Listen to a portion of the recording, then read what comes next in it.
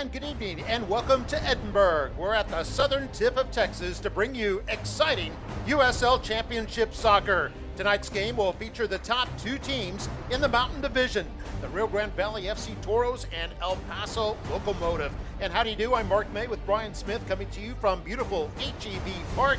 This broadcast coming to you on ESPN+. And Brian, who are our players to watch here tonight? This watch presented by Puma will look a little like this. There's the keeper for the El Paso Locomotive, Logan Ketterer. He has been nothing short of spectacular. The 6'3", 27-year-old has only allowed 3 goals on the season. He's got a clean sheet, and he brings a veteran experience to the net that could be crucial for this match against the Toros. And then looking over at Rio Grande Valley, look no further than Alexis Saritos. That midfield forward combo has been a spectacular addition to this team. And what he does spectacularly well is he distributes. One of 3 key distributors for this Toros team. Look for him to have a huge night as they look to maintain that top standing here in the Mountain Division. Moving on now to our starting lineups presented by Reliant Energy. It looked like this for the Locomotive. In goal, Ketterer. And then the 4 defenders, starting with Yuma, and then Boehner, King, and Borelli. The midfielders, Nick Ross, Luis Herrera, Diego Luna, Dylan Matas, and Aaron Gomez. Lone forward for the Locomotive in this one will be Dario Suarez. Now looking over at host Rio Grande Valley. Little change in the lineup for them this evening. In goal, Tyler Derrick. He's been the consistent player in goal. Then 4 defenders, Pimentel, Albuquerque, Manley, and Veta. 4 midfielders as well, Camden Riley, Rodrigo Lopez, Juan Cabezas, and Saritos. And then the 2 forwards, Juan Cusain and Christian Sorto. Here are your keys to the game presented by Amax Auto Insurance. And those keys will look a little like this. For the Locomotive, it's going to be about maintaining that defensive wall. That's been the hallmark all season. Only 3 goals allowed so far this season. That's tops in the USL Championship. And then for the Toros, they've got to finish what they started. This is a Toros team that's been really good defensively. They've shown flashes of good offense, but can they finish in those key moments that give them not only the leads so that their defense can lead them to victory, but also give them the confidence that they can compete in low-scoring matches? Yeah, they've had a lot of late-game heroics, but they obviously don't want to fall into a deep hole and then try to pull out of that late. So we're just moments away from kickoff at HEB Park. We're going to take a break. You're watching USL Championship Soccer on ESPN+.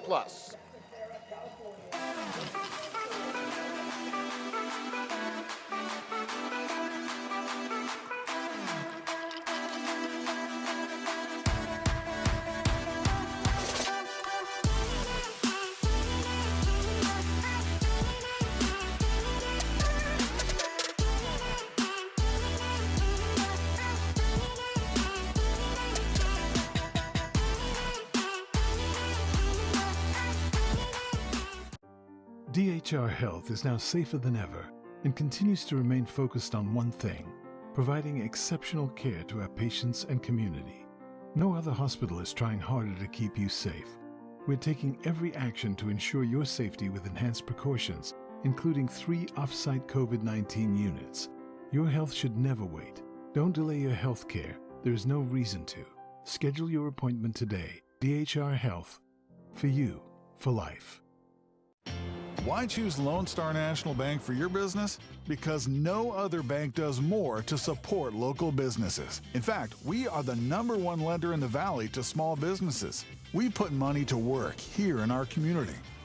That helps our local businesses grow, creating more jobs and more opportunities for all of us. working together. Together, we do what the little banks can't and the big banks won't. Lone Star National Bank, the Valley's bank. Today at Whataburger, we're cooking the Buffalo Ranch chicken strip sandwich. We got 3 chicken strips topped with Whataburger's own buffalo sauce, a little bit of buttermilk ranch, 2 slices of Monterey Jack cheese. The combination is just right. It's crunchy and then it's spicy and then it's cool. Your mouth is exploding with flavor. It just all works together, and then you add the cheese in there. It kind of wakes me up, honestly. My goodness. I could see myself getting this every time I come here. They're gonna go crazy for this thing. The Buffalo Ranch chicken strip sandwich. It's back, and it's only for a limited time. And we're back here at HEB Park. And Brian, what's our injury report tell us? A couple looks here presented by McAllen Emergency Room. For the Locomotive, 2 guys out. Andrew Fox and Brahim Rebayon will not be playing in this one. And then the usuals for the Toros early on this season. Kyle Edwards out. He's on international duty. Artur Lopez is out. And then questionable will be Grant Robinson. Yeah, Grant Robinson, he started about the first 3-4 games of the season. We haven't seen him since, so hope to see him back on the back line here pretty soon. It's going to be the Toros will be kicking off. There we see El Paso wearing their traveling white jerseys with the sky blue shorts. And it'll be the Toros wearing the kind of a royal blue top with the white shorts and orange numerals. And just about set for kickoff here, and we are now underway here at HEB Park. These two teams, 781 miles apart and still in the same state, giving you an idea of the size of Texas.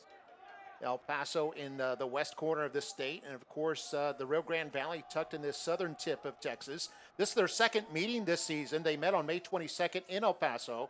That was a 1-0 win for the Locomotive. In fact, it's the only time the Toros have been shut out all season. They have scored in 9 of their 10 games. El Paso, the only unbeaten team in USL, as you mentioned, Brian. They've got an unbeaten streak that goes back actually 18 games. It's to the middle of last year. Spectacular stat, isn't it? And it's an El Paso team that has been able to do that because they just don't allow goals to be scored against them. It's a phenomenal backline defense you're seeing here for the Locomotive. And when it's hard to score against you, and then you're able to put up scoring numbers like El Paso has been able to do, just enough to find success, it makes a really formidable side. Yeah, El Locomotive has scored 8 goals in their 7 games and given up just 3. And the Toros have scored 13, given up 10. The Toros can score a little bit more, but they've also been a little more leaky. See Eric B. Mintel controlling the ball right now at the back line. Veteran of the Mexican League, played with Guadalajara and with America. Now the Toros trying that left side. And before the game, about 2 hours before the game, we had a huge downpour. In fact, it delayed the kickoff by half an hour. How do you think that's affected the field, Brian? I think it's really going to play an effect on how well these two teams are able to move the ball. If you've seen anything about a soccer ball that gets wet, it's like kicking a brick. And that's exactly what these two teams are going to be facing. As that ball gets wet, it's going to be heavy. You're not going to see a lot of long passes. This is going to be a very much a tactical control kind of game. Short, quick passing, technically tight, because that's the only way you're going to be able to move that ball. Don't look for either one of these teams to try to air it out on this very, very soft pitch. And as we were watching the teams warm up, we noticed it seemed to be still a little bit soggy as you get closer to the touch lines as well. Yeah, that the field is kind of arched in the center. It's a very slight kind of arch, so it's a little bit higher toward the middle, a little lower toward the sides. That's oftentimes why you see those long passes along the sideline. They tend to always kind of trickle out. It's that just gentle pitch that little that causes that. So we were wondering if that might change the tactics of the teams a little bit. They might try working their way up the middle a little more. Both teams kind of feeling each other out here at the moment. We get a throw in here for El Paso Locomotive. These teams have only played 4 times.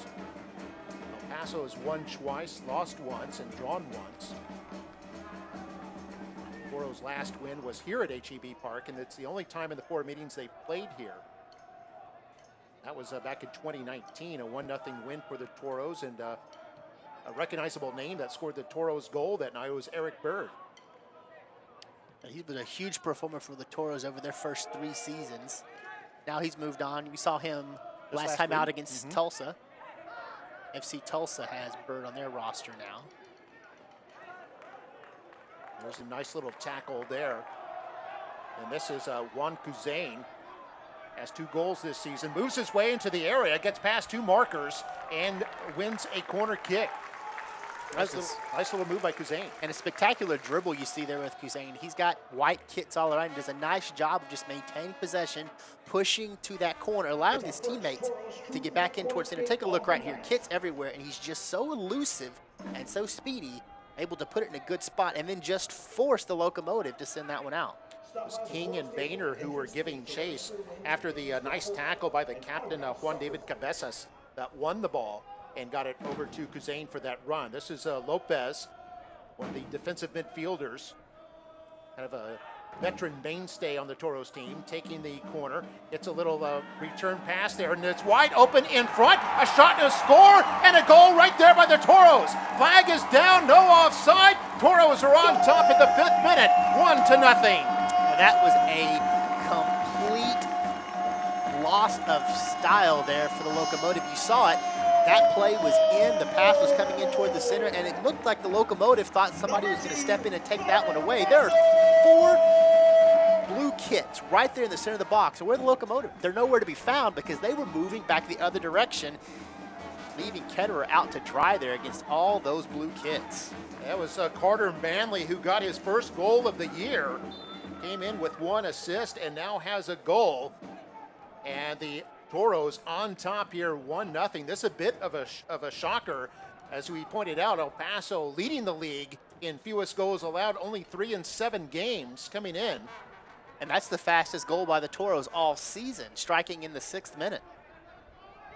Yeah, previous fastest was around the 21st minute or so. We have not seen early goals from the Toros at all. And now here they are on top 1-0. Well, this is kind of what they wanted against Tulsa just 5 days ago. They just couldn't get that goal, but they came out on the attack in that game too. That was just a really spectacular set piece for the Toros. Lopez brings that in very softly, allows Juan Kuzain to kind of center it, bring it back to Lopez, and then they just find themselves all alone 3-on-1 against Ketterer. Locomotive are really going to have to kind of scratch their heads about what happened there defensively. That was a complete defensive breakdown, and when you get 3 guys wide open, as we see a shot into the box and a nice kick out there by the Toros. It looks like it was Pimentel who got his foot on that. And El Paso will start up over again. But yeah, you rarely see 3 guys pop open on the keeper. And I was actually kind of calm at first because I assumed, well, 3 guys, that one of them has to be offside. But I saw Manley score. I looked at the assistant referee. Flag was down. A perfectly legit play and superbly executed by the Toros here early on. And kind of a head scratcher if you're that vaulted El Paso Locomotive defense. You've known for being so technically sound, for doing such a spectacular job. And on that play, what you want to see more often than not is you want to see 2 defenders kind of fall back, help the keeper, so you're actually a 3-on-3 in that point. But instead what happened, once that ball was put in play, everybody broke forward as if they were going to be able to build a counterattack. But you can't build a counter if you don't have somebody with the ball, and the Locomotive just got caught hanging out there a little bit. And Ketterer, they had him dead to rights. Ketterer came in with 2 wins and 2 draws. Only 3 goals allowed all season.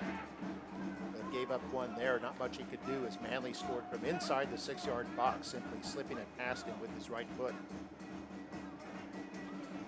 And Manley also becomes the first defender for the Toros this year to find the back of the net. All their previous goals have been by midfielders or forwards, and there was 1 own goal courtesy of Miami.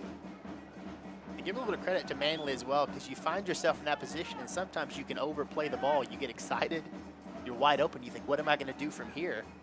Does a nice job of just settling in and putting that one in the back of the net. The United League, all 31 championship clubs and its players stand together in support of diversity, inclusivity, equality, and compassion. For more information on the USL's commitment to change through the United Against Racism campaign, visit uslsoccer.com. So an interesting turn of events here. We were expecting probably a low-scoring affair between 2 strong defensive clubs, but the Toros create an interesting dynamic with that goal in the 5th minute, leading it 1-0. And that's kind of been the MO when these 2 teams match up. If you think back to May 22nd, which was their earlier match this season, Luis Solniak scored 18 seconds into that one.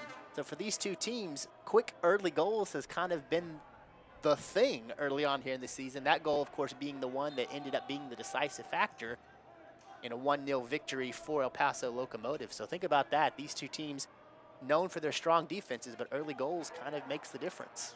That's a good point. Yeah, the Toros were held to just 5 shots with 1 on target in that game on the 22nd. And Locomotive had pretty good offensive creation that day, 15 shots, just 2 on target though. And the Toros have done a good job of restricting the shots on target. There's an interesting stat that their defense has held teams to just 3 or fewer shots on goal in 9 of their 10 matches. That's a pretty wild stat to think about. So what it shows about the Toros defense is they do a pretty good job of limiting the opportunity for the opponent to get themselves into the box and then forcing them, if they're in the box, to try to do something with it. Now if they can just find that next step to not only cut off those passes, limiting the shots, but limiting open opportunities, being able to contest on those attacks to the box, that could be the difference between the Toros being one of the best teams in the USL and then finding themselves fighting for one of those midpoint spots come playoff contention time.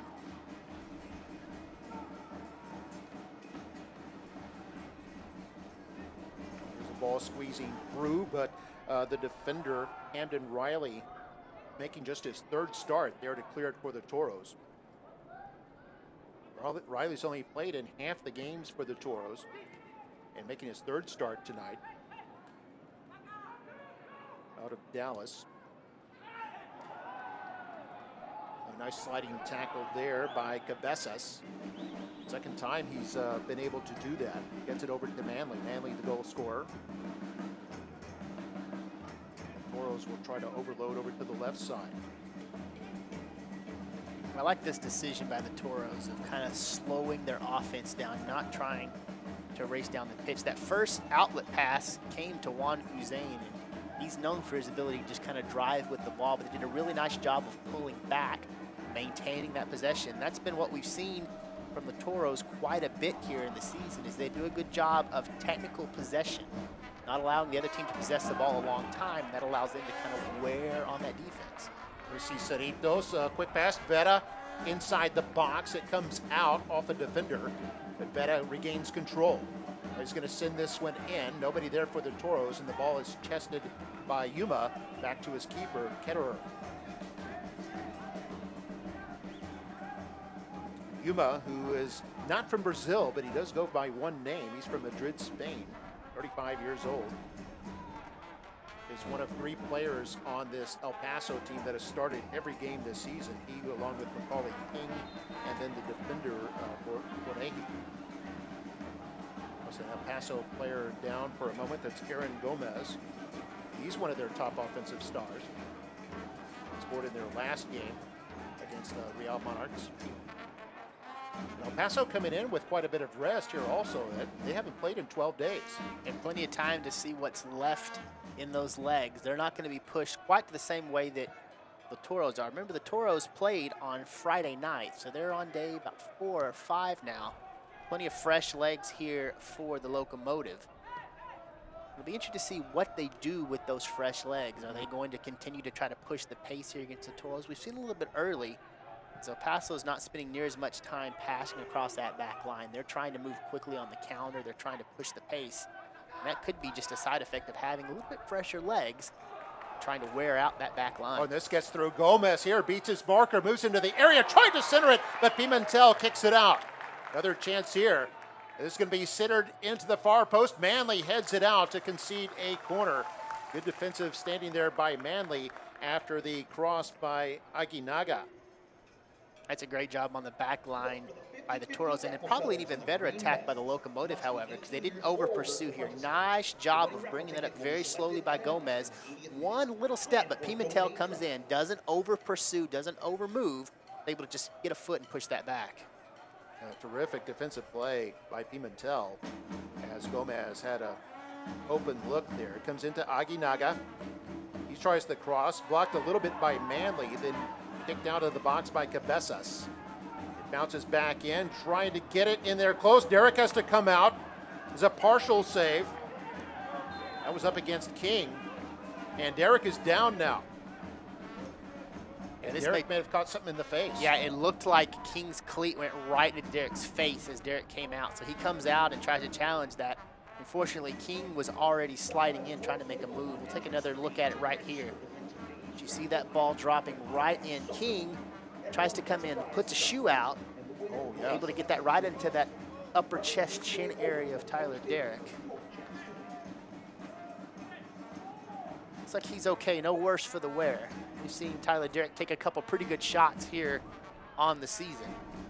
Derrick with 19 saves this season, 5 wins. Saw a shot there of the Mark Lowry, the head coach of El Paso there for a second. Derrick puts it back in play. That was the first foul of the game. That was Yuma who sent that ball into King for the chance at the goal. Couldn't have placed it much better. That was dropped in beautifully. King did everything he could with that. Give some credit to Tyler Derrick, not afraid to go out there and get his nose mixed up in the action to ensure that goal does not come to fruition. Veta trying to make something happen, goes to ground. The ball taken back by El Paso. Yeah, I saw Derrick warming up before the game, and he was getting real physical. I mean, he was doing dives, and then he would jump up and do reaction-type saves, and he was working up a big sweat before the game got started. That's been where the Toros have really been challenged over the last couple of games, and they've dropped 2 of their last 3. And a big part of that is the opposition's done a really good job of getting those passes in the box and forcing Tyler Derrick to kind of stand back at net and work against a much more quick-moving attack in front of him. So him coming out and being more physical and more challenging with those forwards right at the front of the box could go a long way to limiting some of those goals that the Toros have given up over the last couple of games. Riley sends it into Manley in the box, but it's kicked away from him. El Paso with possession now, and Ketterer comes out to clear this one up to midfield. Yeah, one little bit of a knock on Derrick. He has 0 saves in the last 4 games, and has given up 5 goals. But none of them have been howlers. They've all been good goals by the opposition. Manley controlling. Tough luck positions for Derrick. He finds himself not really able to come out and challenge those. He's got to stand back in net and allow his defender to try to break those attacks up. And unfortunately for the Toros, what's happened is those balls have just kind of squeezed through, and he's found himself one-on-one against forwards, and that's a place that keepers just don't want to find themselves in. Yeah, the Toros have given up very few shots on goal, but when they do, they've been high-quality shots by the opposition. El Paso with control here. About 1/3 of the way into the first half, and a 1-0 game thanks to Carter Manley's goal in the 5th minute. Came off a corner kick. Wonderfully executed. Assist by Rodrigo Lopez and Juan Cusain.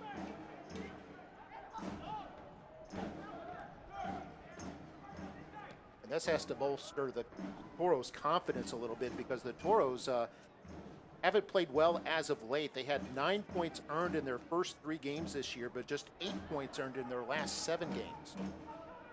So looking to get away from the lost draw kind of rut that they have fallen into. In fact, they entered tonight having lost 2 of their last 3 games with a draw in between. Already they look like a completely different team with this adjusted lineup here this evening. A couple of quick changes to what they're doing in the midfield, and it seems to have made a major impact, not only on their energy, but on their ability to get out and pursue. Yuma's pass is headed away by Veta, but taken down by King. King sends it toward the middle. Oh, nice little back heel there. And I'll go to the right side to King. King will try to cross it. It's headed out by the Toros. Fighting for it now is Saritos. And then Veta is able to clear it.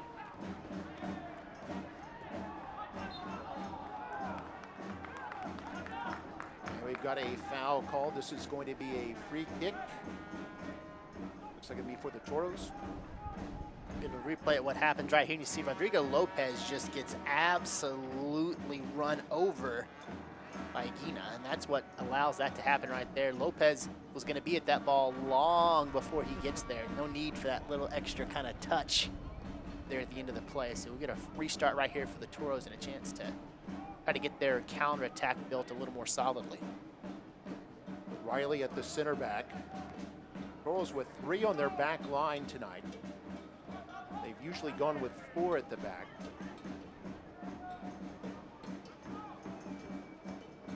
Riley bringing it up just a little bit, trying to lure that defense toward him. El Paso wasn't really biting on it.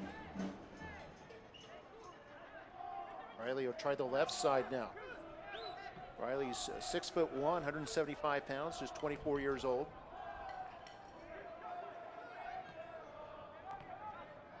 Exchanging passes with those around him. El Paso content to settle back there and kind of clog the midfield. Toros looking for a way around it or a way through it at this point.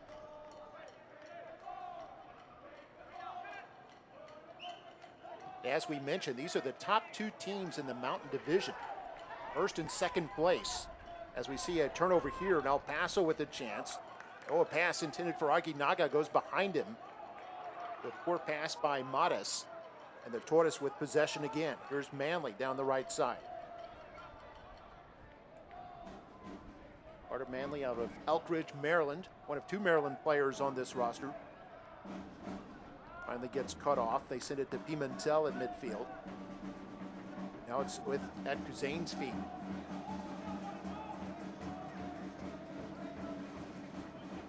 Albuquerque back to Riley. Albuquerque, a recent signee, starting his third straight game here tonight from Chicago, playing that left back position. That's Albuquerque right there on the ball. Gonna try the left wing, and he's got number 18 Veta there. Nice tackle there by El Paso. That was King there. He got on that one. Sends that out. They're going to award a foul, however, because Veta kind of pulled up, and so the contact was created by King as he comes in with the feet. You see here Veta trying to move, sets his feet. King takes him right out from under him. That puts the Toros in a pretty good spot right here. They'll get a restart in a decent spot, but perhaps an even better job defensively there as the Locomotive take that away quite quickly. Now they'll move on the counter. I was saying these are the top two teams in the division. The Toros with 17 points, 5 wins, 3 losses, and a couple of draws. And then El Paso in second place with 15 points, 4 wins and 3 draws. The only team in the league that has not suffered a defeat. In fact, no one else even has only 1 defeat. All the other teams in the league have 2 or more. And El Paso still unbeaten. In fact, they're unbeaten run 18 games long now, going back to last season. And that's a major factor behind the fact that they are selected as the top team in the power rankings in the USL. Hard to bet against a team that, well, just doesn't lose. They've been solid. Last year, in fact, this is only their 3rd year of existence. And in their previous 2 years, they've advanced to the USL Final Four both times, Western Conference Final. There's a chance here for the Toros. Lopez into the box, dispossessed by El Paso. It's Boehner with it. Exchanges passes with Borrelli, and the ball goes out. This will be a Toros throw-in. That was a really nice job defensively by the Locomotive. Carter Manley did a really nice job of coming up that far right, and he crossed it over pretty cleanly to Rodrigo Lopez. You saw 4 kits move very quickly and kind of box him in, force him to give that possession up. And this goes out for a corner kick, so Lopez a good job to win the corner there in that duel with Aguinaga. Be the second corner. We've seen when the Toros are at their best, they're setting up shop over there in the true fit corner. Get another really good look here at Lopez, able to deflect that right off the feet of Aguinaga. Looks like Kuzane will be taking it with Lopez there to the right of your screen. Saritos is near the keeper. He's going to send it toward the 6-yard box, but it's knocked out by El Paso. Toros still with a chance here. The pass over to the left side. Here's Sorto with it. Sorto's going to send it into the box. Nobody there. And El Paso able to take control. It's Aguinaga got on the ball. And King pushes it back to Matas. Matas trying to run forward. Had his shirt grabbed, and I think the official's going to blow that dead. This will be the first whistle on the Toros tonight. The USL is committed to supporting the LGBTQ+ community through the Forever Proud project. The USL will strive to create safe and welcoming environments for all fans, players, employees, and partners. Learn more at uslsoccer.com/forever-proud.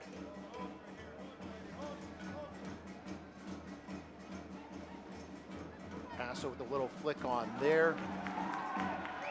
Sliding tackle is the ball taken by Pimentel. Pimentel's already had a really good game so far. Kuzane helping on the attack. Here goes Saritos. Hussein to his right. Marked by Aguinaga.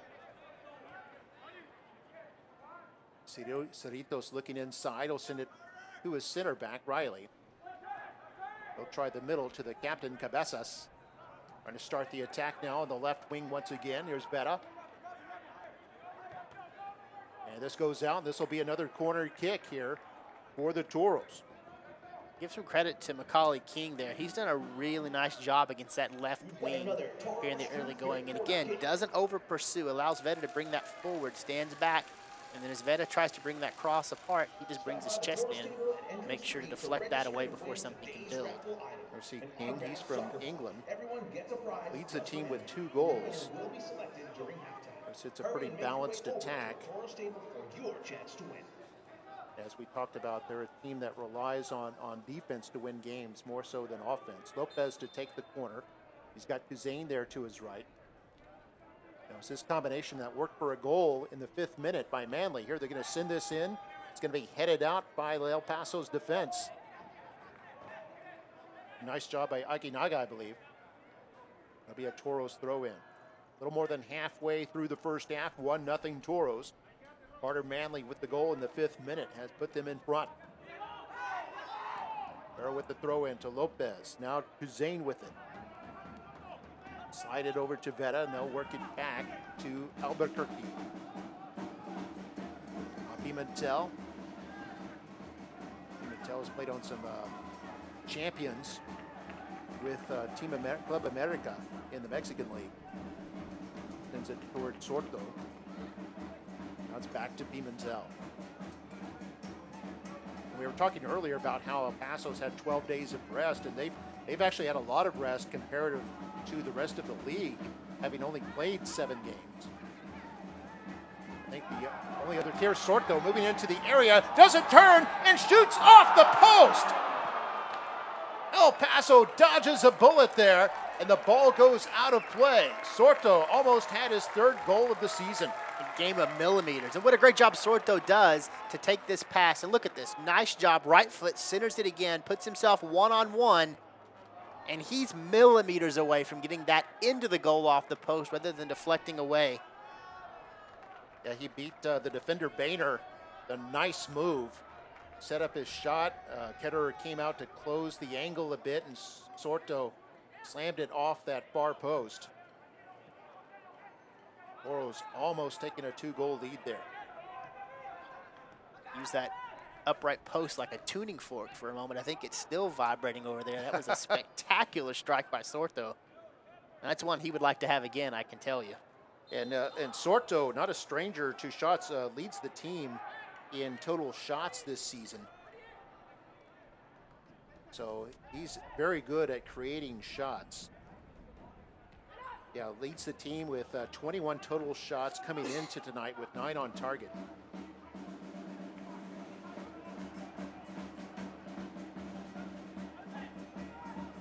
I mean, if the Toros, you want to strike while the iron's hot, and they've had some pretty good looks here in the early going. Got to be having a bit of a mental toll for the Locomotive. You're such a good defensive team, and it seems like everything the Toros are doing offensively is finding some success. Yeah, Ketterer doesn't have any saves yet. And twice, once he's been beaten for sure, and twice nearly beaten. Yuma sends this into the middle. Played by Luna. Headed back by the Toros. Controlled by Vera.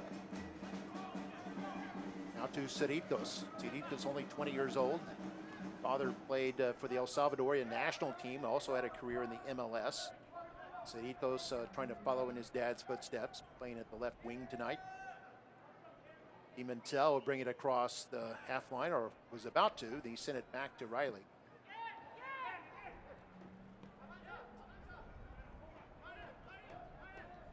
El Paso kind of content to clog that midfield. Not really putting much pressure on the back line of this Toros team. Here's Manley. A little bit of space, and then has his pocket pick.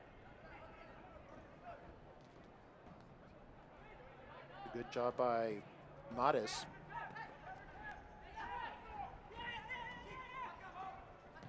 King will send it down.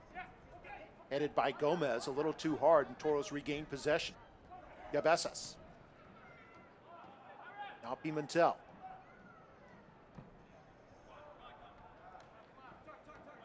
This is the second of 4 meetings between these two. El Paso won the first game back in May. And they'll meet again in August. That'll be in El Paso, and then they'll play one more time here at HEB Park on October 30th, season finale. A good tackle there by Nick Ross. Starts the attack here for El Paso. And Cabezas knocking Gomez off the ball. I think a little too hard, and this is going to be a free kick here for the Locomotive.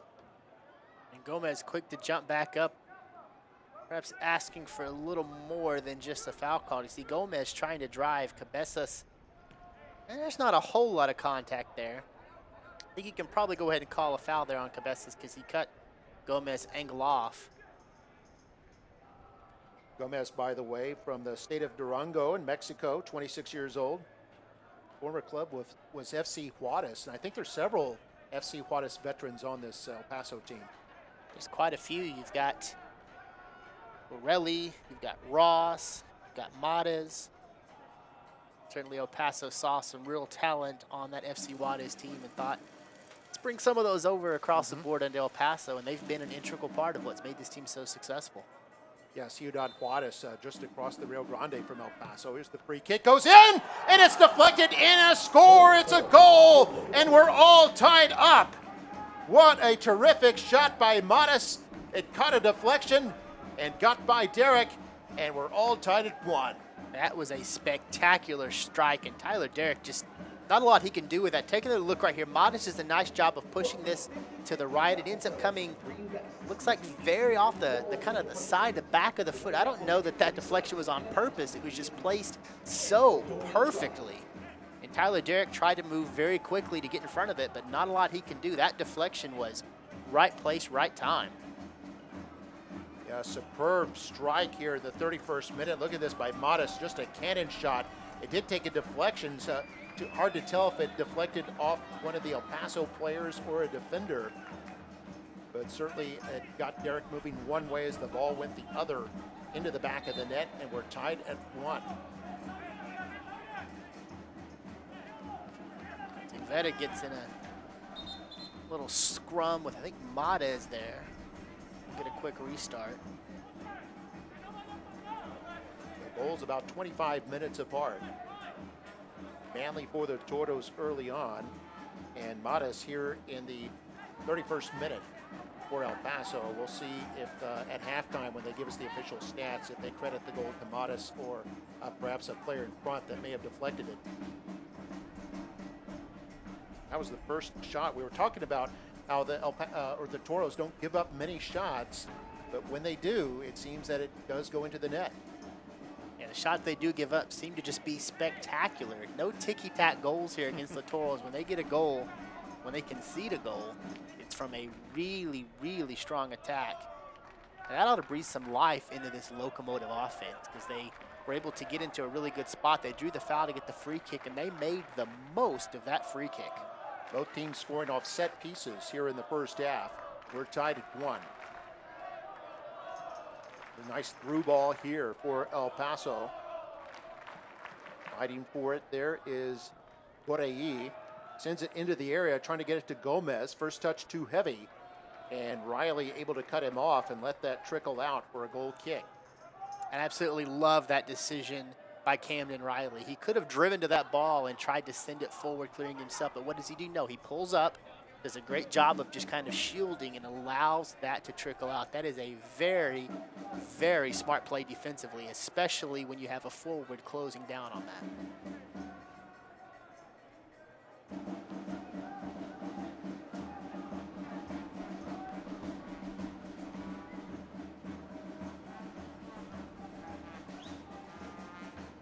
Mentioned the power rankings earlier. El Paso is #1 in the league for the 3rd straight week. Toros moved 5 spots down this week to number 13. They've been as high as number 4 a couple weeks ago. had not played as well as of late, with 2 losses and a draw in their last 3 matches. This could be a huge bounce back performance for the Toros. They're on pace for a draw right now, but they've had a couple really good looks. This could very easily have been 2-0 rather than 1-1. Riley is long past to Manley, and now there's a foul. I think this is a free kick for El Paso, although El Paso is arguing maybe for more. You see as Manley tries to bring this one back in toward the middle. Mades and Kuzain kind of run into each other. Kuzain goes down first and just kind of buckles the legs from Mades out from under him. Didn't see any ill intent there. That was just Kuzain making a play on the ball, and Mades going down after a little bit of contact. Yeah, Aguinaga was making the argument there with the official. It's taken by Derek, long through ball attempt, to the offside.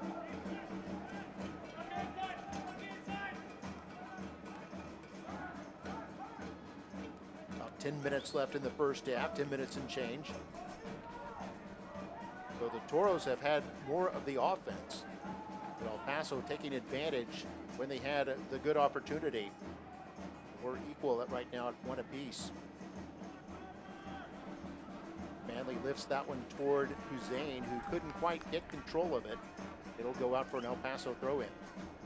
Worth mentioning, this was a very soggy field at the start, but it has dried up spectacularly. That ball is moving with great ease across a turf that I was going to say you expect it to be kind of spongy and slow, but it's moving really quickly. Yeah, I know in the warm-ups you would see players, especially toward the touch lines, you'd see the splash come up when they would pass the ball or stomp through it, but we haven't seen that here once the game has started. Chance here is Luna's going to pass it off to the left side. Guarey sends it back to Luna. Luna, a little touch forward that is sent forward by the Toros, Riley. Locomotive regaining control at midfield. They'll try the right side this time. This is King up against Sorto. King forced to send it back to his back line. Aguinaga gets control. Aguinaga, 26 years old, out of Madrid, Spain, one of 2 Madrid players. Yuma, the other one, who just touched the ball forward. In fact, El Paso, quite an eclectic group. They've got players from 10 different countries. And that's the beauty of the USL. You're seeing it here. The bulk of these teams have a lot of international talent, a lot of international experience, and that's made this league very strong. And Veta is the one shaken up here. Left winger, see what happened. Oh, he got a forearm right to the chest while he was getting kind of kicked in the shin. Hurt in 2 places. That was Gomez committed the foul.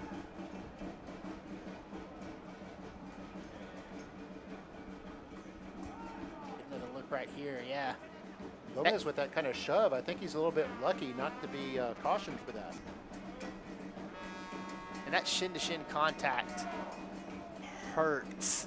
It hurts in a way that's difficult to describe, and add to that you got your body kind of spent in a different direction because of that shove.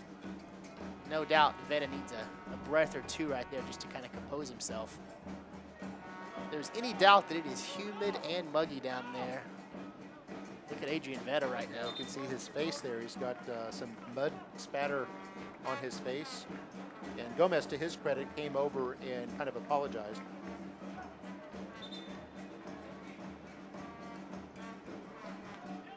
A couple of Toros players tried to go over and get a little bit of quick hydration while they had them on the referee cautions them back onto the pitch.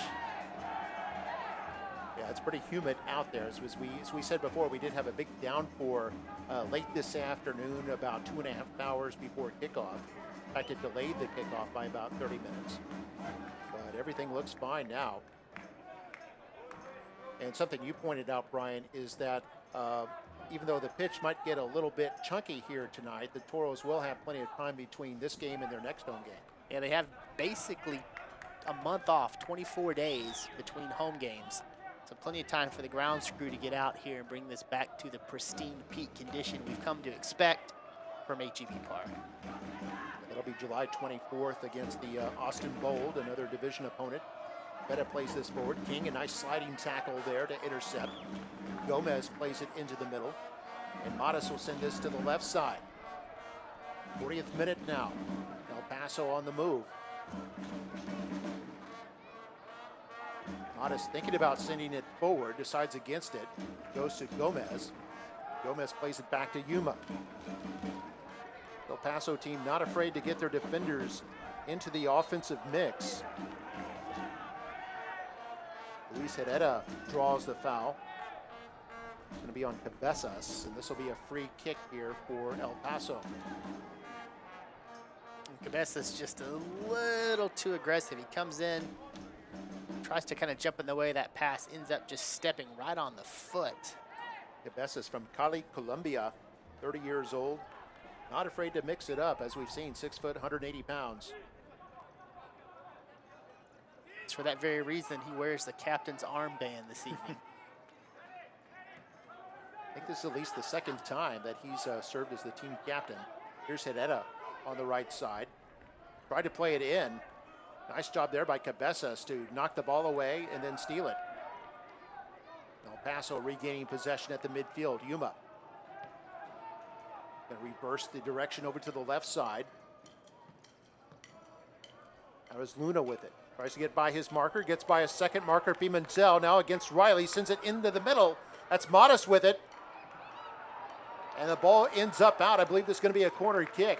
It was Luna and Modis.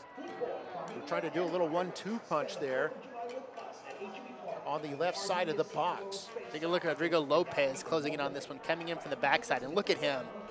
Not the biggest guy, but he gets in there and uses his shoulder and his hip. Tyler Derrick comes over, gives him a pat on the back. That a boy.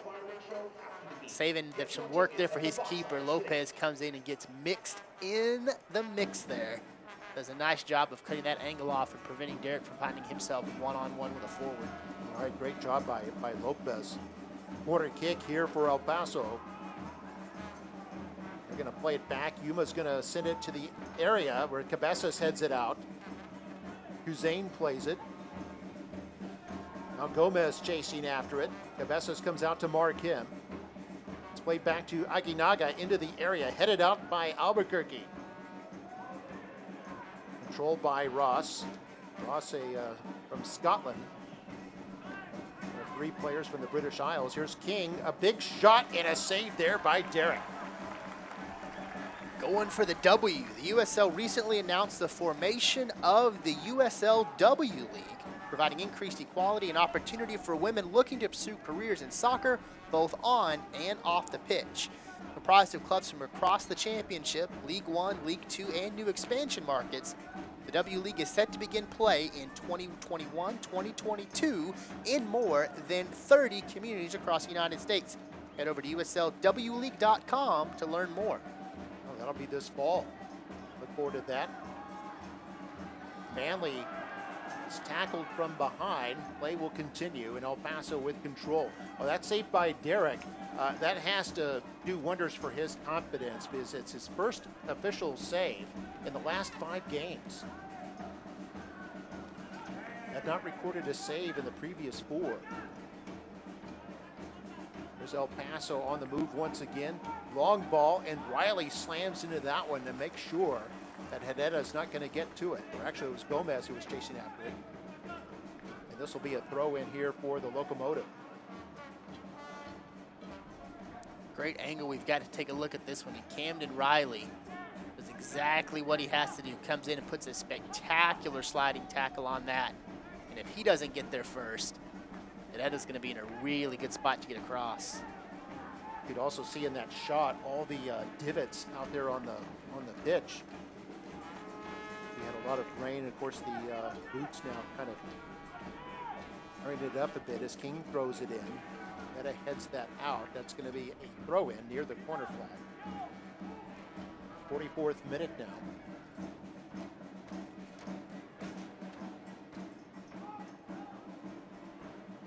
Luna trying to get turned. Herrera misplays it, and now Saritos taking off for the Toros. Saritos has Kuzain down the middle, but he's cut off by two defenders. Plays it back for Cabezas, who is going to try the overload to the right side. There's Pimentel with it with some space. Finds Lopez. Lopez not afraid to give it a go from distance. We've seen that from him before, but the Toros will play this back. They're wily with it. The Toros will reverse the action. Looks like we're going to get one additional minute of stoppage time added here in just a moment. This could be the Toros' last opportunity to get a goal here in the first half if they can build a strong counter. Sorto has hit the post once here in this half. As the ball now will send it ahead to Veta. Veta with King marking him. Gets it close to the edge of the area, where Lopez, I think, was trying to touch it forward, but Ross intercepted. There we see 1 minute added time. Cabezas here, moves it to the left. And Sorto, some space to work with. Charging in on King. Two defenders converge on him, so he'll play it back. Veta will put it into the area. It's directed on goal. Nice one touch there, and Ketterer looked like it was going to be wide, but Ketterer taking no chances and corrals that ball. And good job by Ketterer just to be safe. They're going to call Saritos offside. He was about a step and a half beyond the defenders. Jumped just a little early to get himself into position, but a good job by Ketterer of not waiting for that flag to go up. Go ahead and continue all the way through that play. Make sure you don't concede another quick goal. And sometimes I think keepers just want to get a touch, especially if they haven't had one for whatever reason. And they see a ball like that, they might know it's already offside, but they'll go ahead and do it for kind of the sake of the exercise. And there we have the whistle, and we are at halftime. And at the break, we are all tied at 1. An early goal by Manley for the Toros, and a mid-first half goal by Modest for El Paso, and we were tied at 1 between these two Mountain Division heavyweights. We're going to take a break. We'll be back with some USL news and notes, along with our first half stats and highlights, all coming your way here at the break. This is USL Championship Soccer on ESPN+.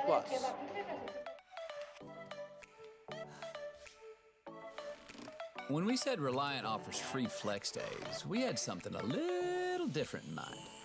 Get the flexibility of free electricity on your 2 highest use days every week with the Reliant Truly Free Flex Days plan. That's up to 8 free days a month. So go on. What are you waiting for? We'll even upgrade your plan to solar. On us. Reliant. That's power. Your way. DHR Health is now safer than ever and continues to remain focused on one thing: providing exceptional care to our patients and community. No other hospital is trying harder to keep you safe. We're taking every action to ensure your safety with enhanced precautions, including 3 off-site COVID-19 units. Your health should never wait. Don't delay your health care. There is no reason to. Schedule your appointment today. DHR Health. For you, for life. Why choose Lone Star National Bank for your business? Because no other bank does more to support local businesses. In fact, we are the #1 lender in the Valley to small businesses. We put money to work here in our community. That helps our local businesses grow. Creating more jobs. And more opportunities for all of us. Working together. Together. We do what the little banks can't and the big banks won't. Lone Star National Bank, the Valley's bank.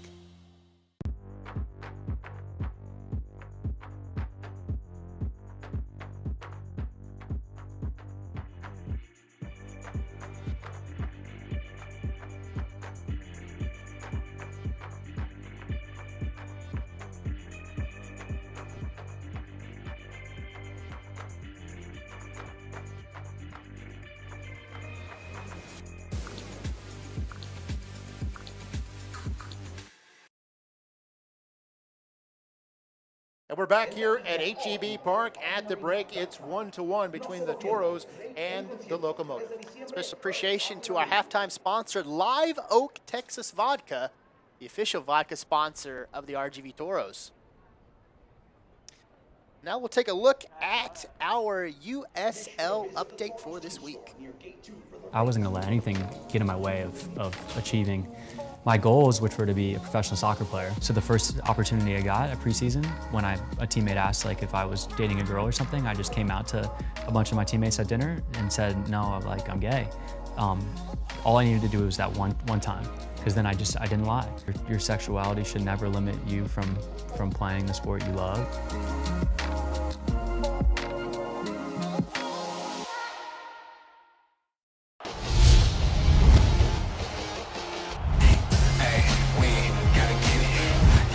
Struck off the crossbar and in. What an answer by San Diego. Oh, Mears again. McCrary brings it down to his chest. Jordan McCrary has tied it here. Takes a hard strike, saved by Rodrigo Lopez.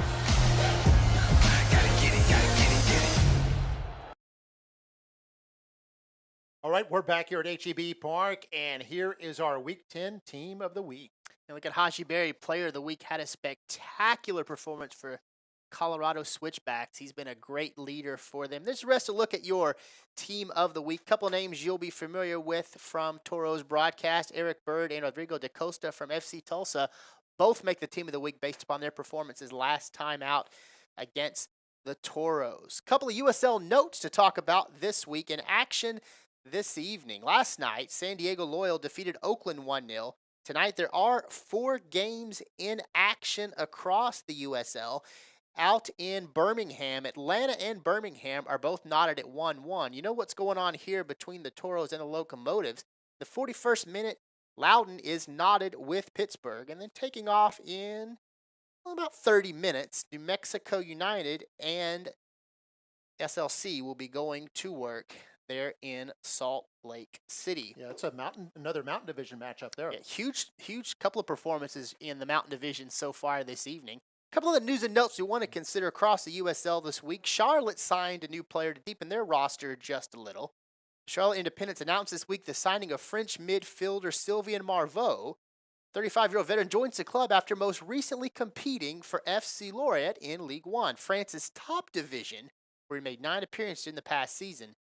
In 2011, Marveau signed a 5-year deal with Newcastle United of the Premier League and made 57 appearances for that club. So a great experienced midfielder finding his way to Charlotte Independence.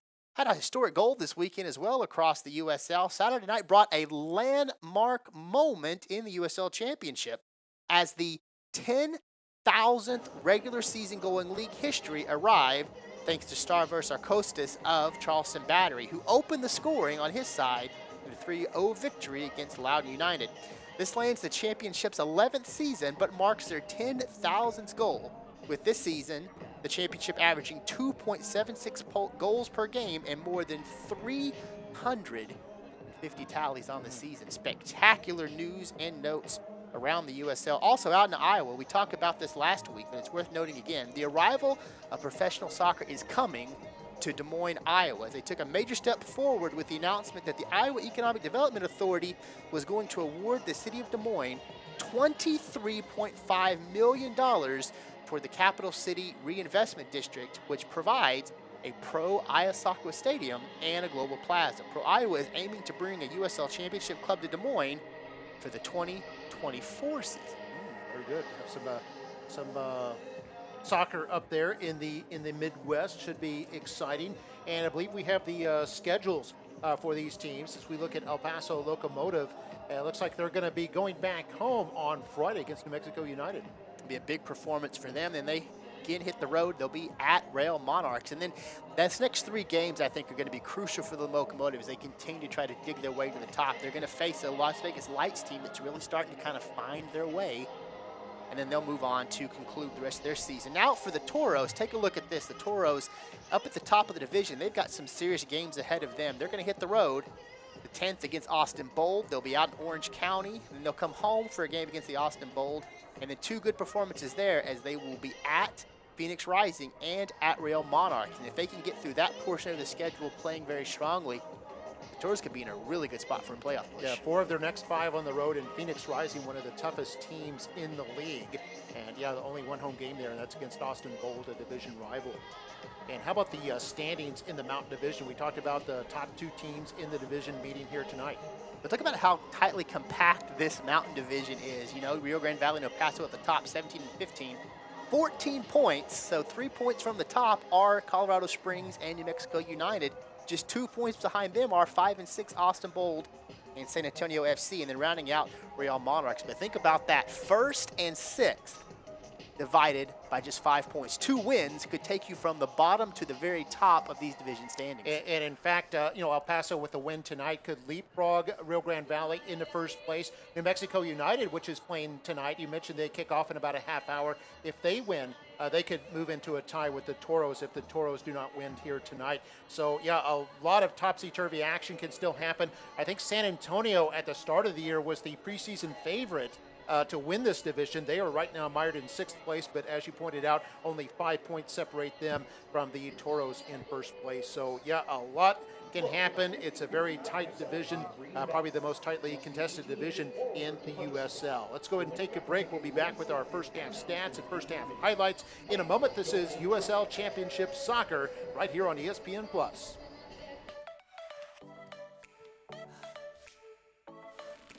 When we said Reliant offers free flex days, we had something a little different in mind. Get the flexibility of free electricity on your 2 highest use days every week with the Reliant Truly Free Flex Days plan. That's up to 8 free days a month. So go on, what are you waiting for? We'll even upgrade your plan to solar. On us. Reliant. That's power. Your way. DHR Health is now safer than ever and continues to remain focused on one thing, providing exceptional care to our patients and community. No other hospital is trying harder to keep you safe. We're taking every action to ensure your safety with enhanced precautions, including 3 off-site COVID-19 units. Your health should never wait. Don't delay your health care. There is no reason to. Schedule your appointment today. DHR Health. For you, for life. Why choose Lone Star National Bank for your business? Because no other bank does more to support local businesses. In fact, we are the #1 lender in the Valley to small businesses. We put money to work here in our community. That helps our local businesses grow. Creating more jobs. And more opportunities for all of us. Working together. Together. We do what the little banks can't and the big banks won't. Lone Star National Bank, the Valley's bank. Today at Whataburger, we're cooking the Buffalo Ranch chicken strip sandwich. We got 3 chicken strips topped with Whataburger's own buffalo sauce, a little bit of buttermilk ranch, 2 slices of Monterey Jack cheese. The combination is just right. It's crunchy and then it's spicy and then it's cool. Your mouth is exploding with flavor. It just all works together, and then you add the cheese in there. It kind of wakes me up, honestly. My goodness. I could see myself eating this every time I come here. They're gonna go crazy for this thing. The Buffalo Ranch chicken strip sandwich. That's back, and it's only for a limited time. And we're back here at HEB Park. Here are the highlights, Brian. And this is the opening goal right here. Look at this great pass. Rodrigo Lopez sits it right in the middle. Carter Manley says, I'll take that. Finds the back of the net. That put the Toros up 1-0 in the 6th minute. But that lead would not last forever, despite the joy on the face of the Toros. As here come the El Paso Locomotive. Take a look at this. Beautiful job of dropping that right into the zone through contact. Coming right up that side. Look at this beautiful cross. Gets ticked away, comes back. Here come the Locomotive once again. Great job of dribbling through traffic. Big bounce, big clearance. As that defense for the Toros trying to stand up strong. Tyler Derrick doing a great job defensively there, coming out and mixing it up to keep it going. Toros had a couple good looks. Here's Christian Sorto. Nice cross, good kick, just finds that upright. In fact, I think it's still vibrating. And here's that set piece that led to the goal for the Locomotive. Great job of placement. Looks like that got deflected live. It's going to go to the assist is going to be awarded. Well, Aguinaga, I think they credited with the goal there. Oh, that's spectacular. So instead of Modest, let's say that was off the heel. As that keeps going, great look here as the Locomotive continuing to apply pressure, but that Toro defense comes up big in the moment. Big kick there. Tyler Derrick gets the save. So we go 1-1 into halftime. Quick look at your stats in this one.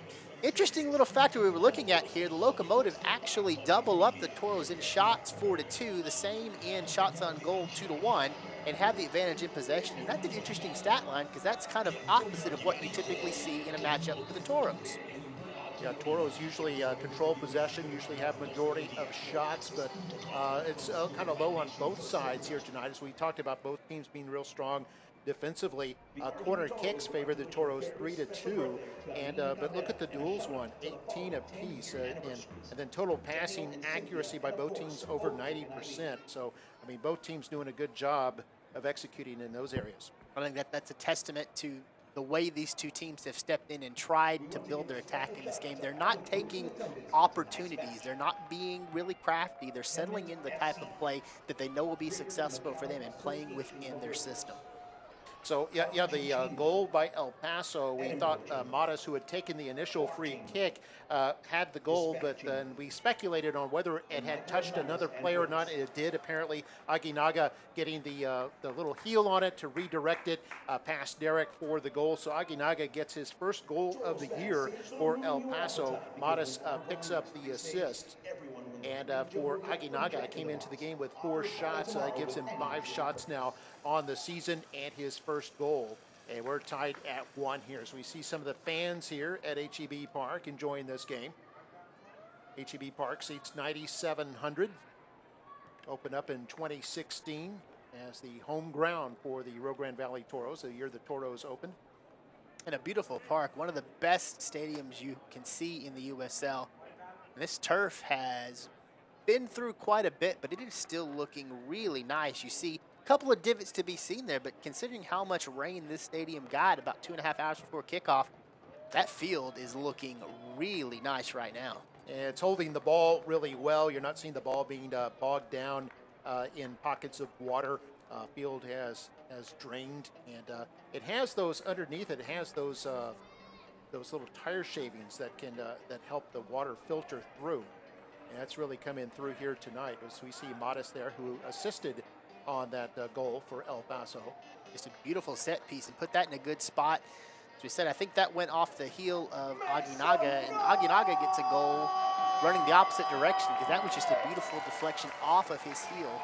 Quick substitution now we're going to have coming in very quickly, as it looks like coming out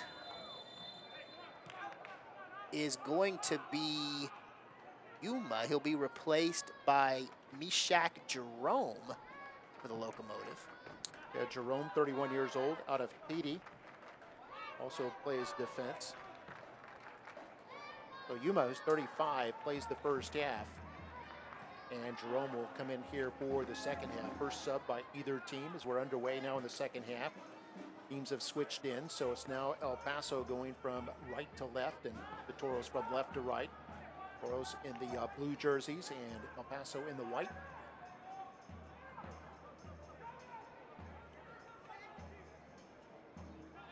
But that's Mishak right there, pass the ball up to the right side for El Paso. Now he'll send it over to the left. Trying to get this to Boehner, has to chase it all the way down to near the touchline. Now they'll go back to Ketterer. Ketterer from Madison, Wisconsin, 6'3", 180, good size for a goalkeeper. Came in with a goals allowed average of under 1 per game. Kind of went up a little bit already as he's given up 1 here in this game. Toros getting control. Sorto with it. Will send it back to Veta, who plays it to the center back, Riley. Riley's long pass, though, stolen by Jerome.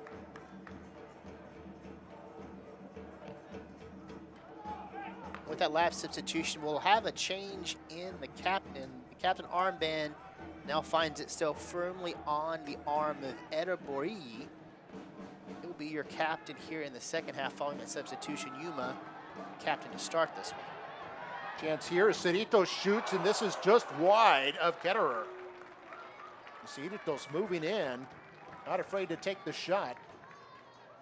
The 20-year-old let that cannon loose there, but shot it just wide.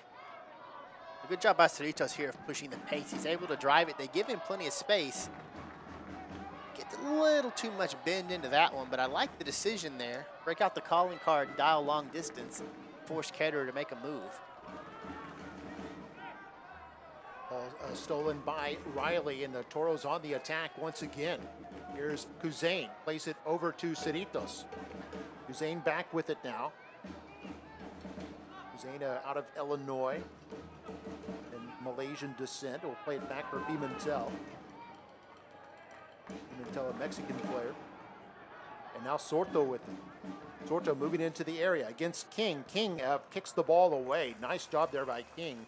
Concedes a corner kick. This will be number 4 for the Toros. And King has really been the glue that's held that defense together for El Paso here in this one.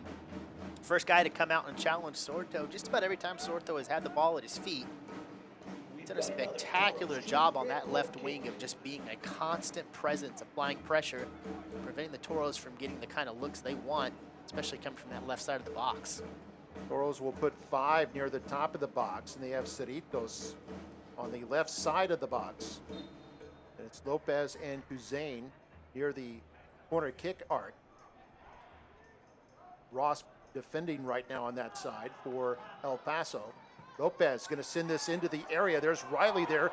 Back to the middle. Jerome plays it straight up in the air. El Paso not out of danger yet. Cabezas trying to get a turn. He turns and fires, and it's knocked out. That's King again. Blocks it out of play. Otherwise, Cabezas had a point-blank shot there.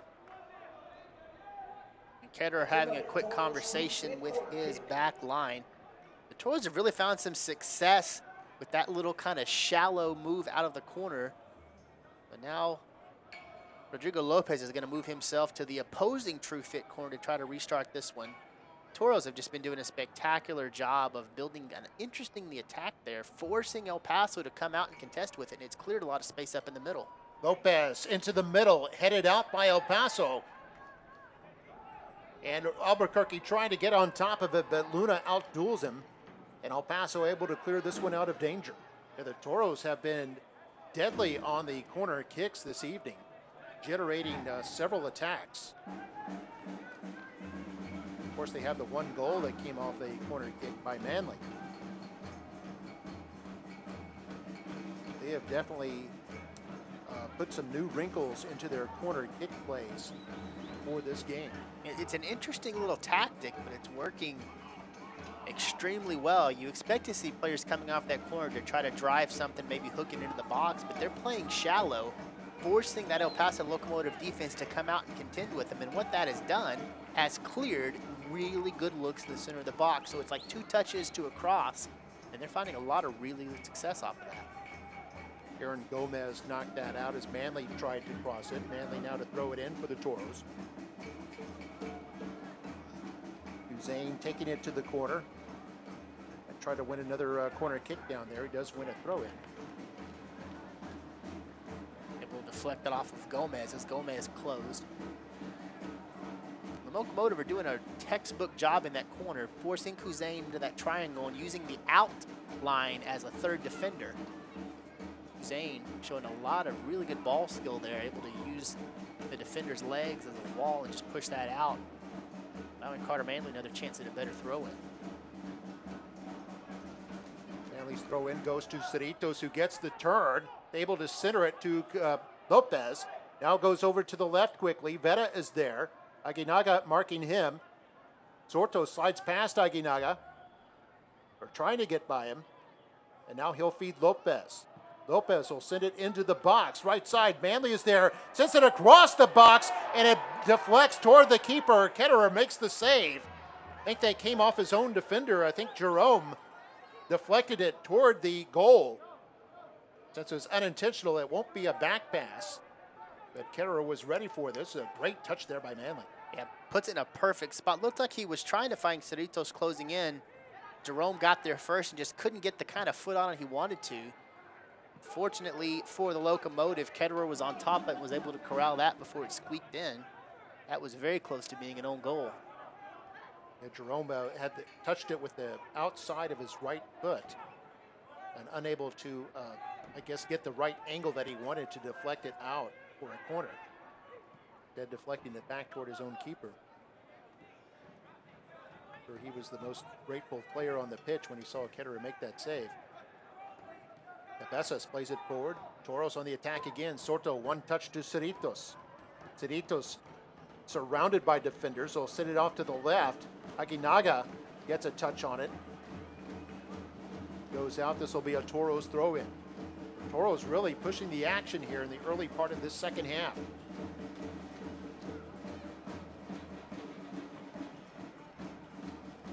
There to throw it in. He's 24 years old, out of Norwalk, California.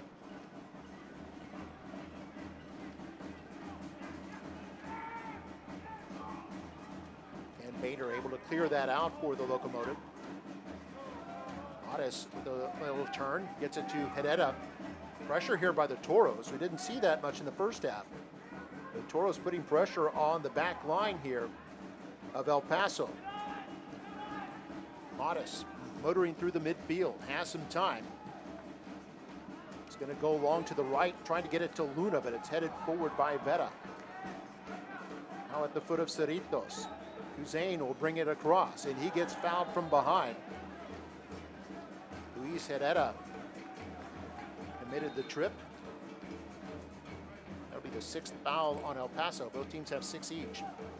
See, great job here by the Toros of pushing it. Kuzain just trying to find some soft spot in the grass, and he'll get tripped up for the quick foul.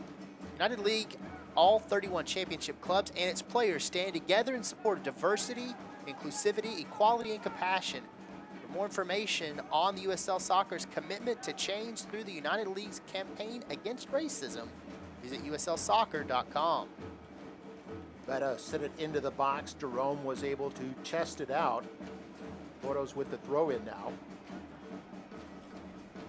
Aguinaga sends it back out. Aguinaga, who had that goal for El Paso in the first half. 5'9", 154 pounds.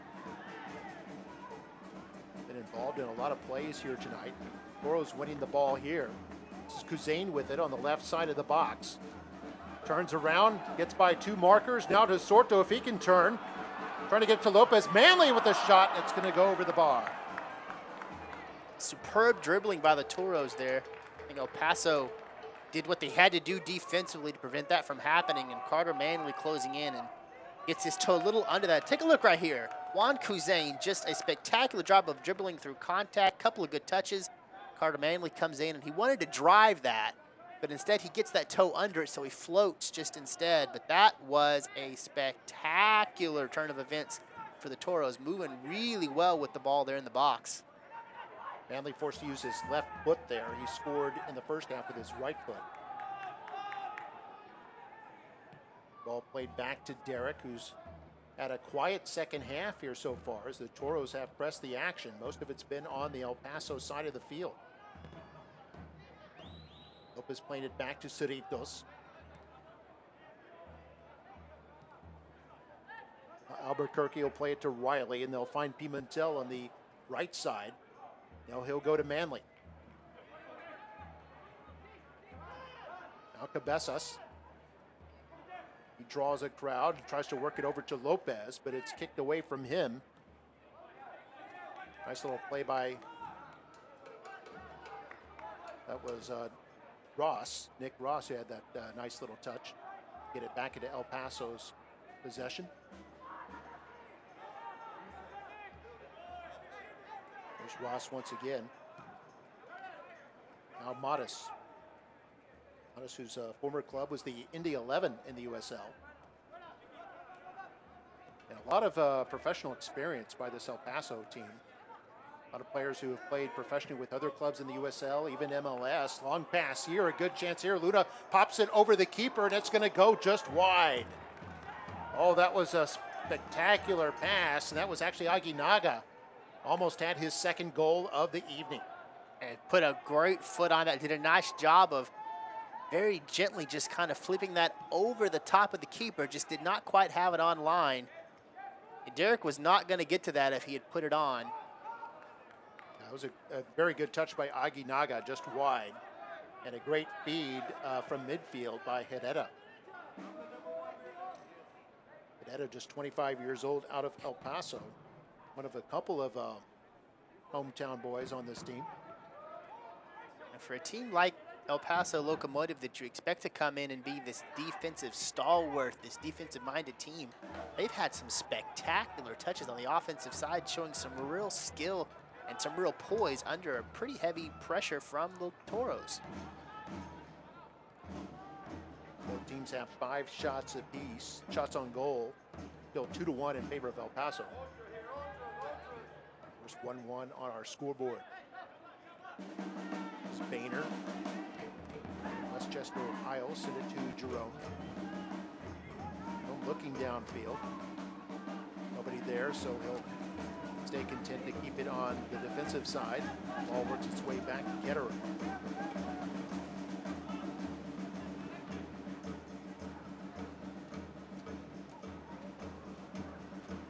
All this humidity, I imagine we'll see a lot of subs here in this second half. We've seen only one so far. Blue ball intended for Luna. Luna knocked down to the ground, and the Toros get possession.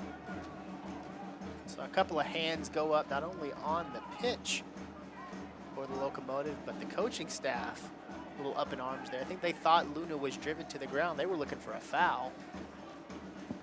That possession's going to stay with the Toros, and they'll move back on the counter. This is Sorto with it, with some space. Jerome closing in. Sorto sends it into the middle. Lopez tried a touch that was blocked. And Etta plays it upfield for El Paso, and El Paso back on the move. Nice sliding tackle there by Saritos, but they're going to call a whistle. Quick free kick taken. The 7th foul on the Toros. Loss with it.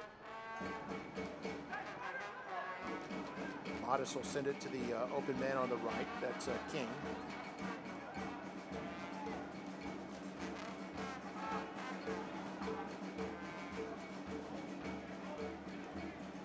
Badie on the left side. Those experienced players, Badie from Monterrey. His former club being also FC Juarez. We mentioned that there's about 3 former Juarez players on this El Paso club. Betta brings it up forward, plays it to Saritos. Now Cabezas will work it to the right. He's got Manley there, over by the touchline. A little one-touch with Sorto. Now Cabezas will work it way to the left.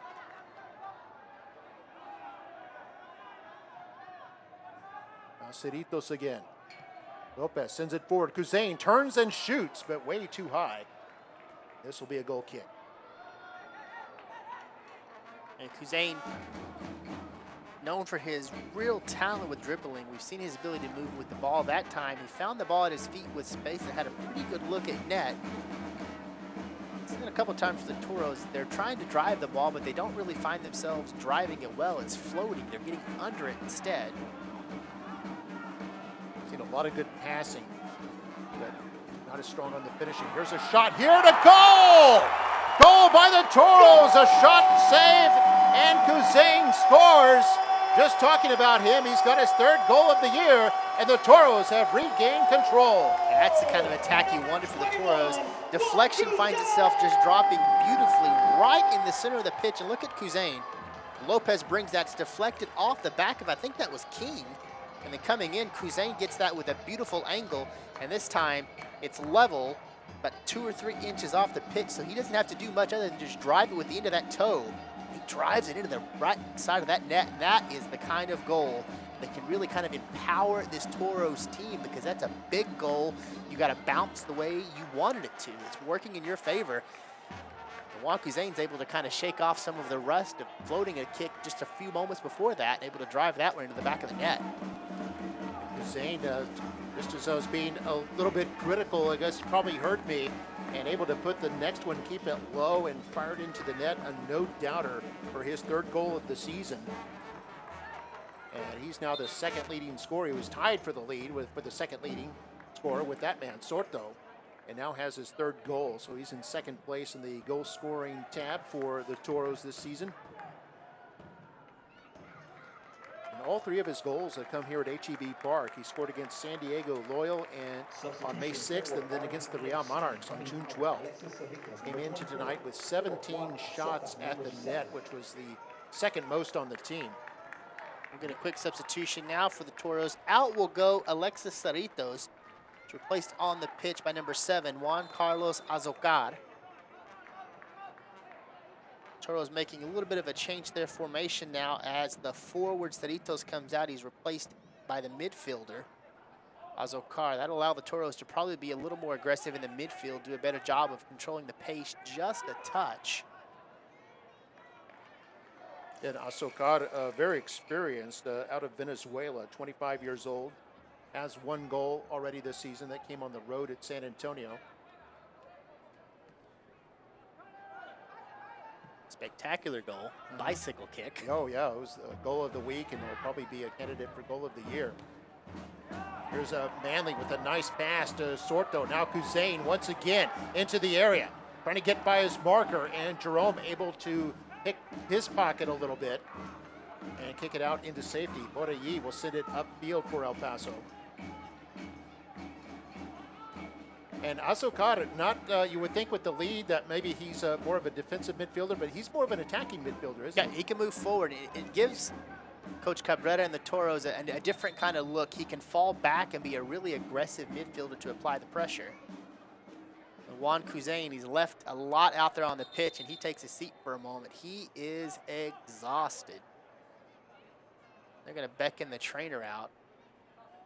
Kuzain pulled up. He kind of made one swift move to come back on the counter and then immediately took a seat.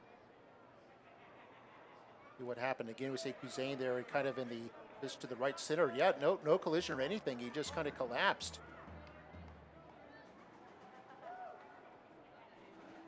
A little too excited at that last goal. Put a little too much energy out. So they're going to stretch on that left hamstring. It's cramping up just a little bit. No surprise, given how humid it is down there. What I was wondering, if it might be a hydration issue more so than an injury.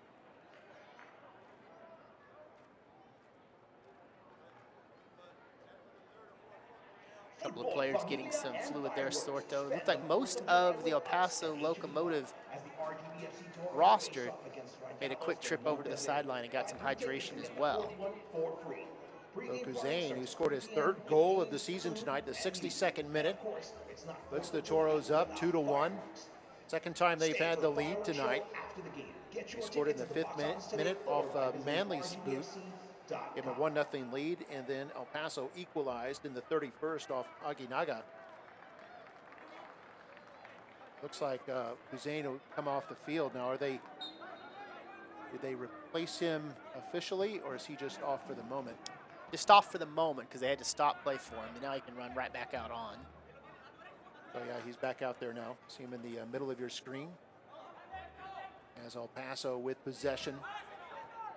Play it back to Ross. In fact, here comes Kuzain full speed on Boehner, who's forced to get rid of it quickly.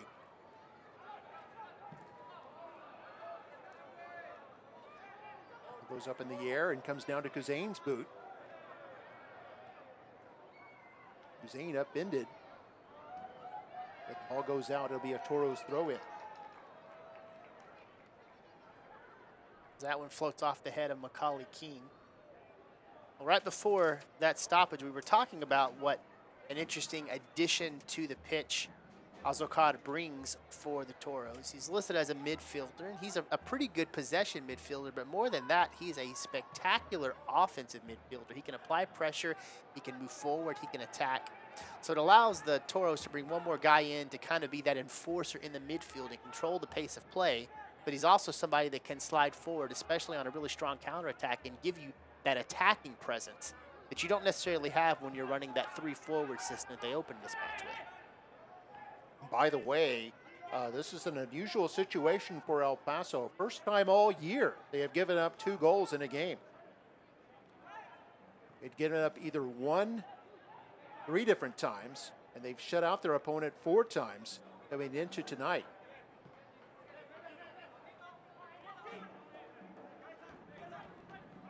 So now these are the big moments for the El Paso Locomotive. What are they going to do to counter this attack by the Toros? The Toros have been the aggressor here in the second half. The Toros opened this match with a quick goal in the 6th minute.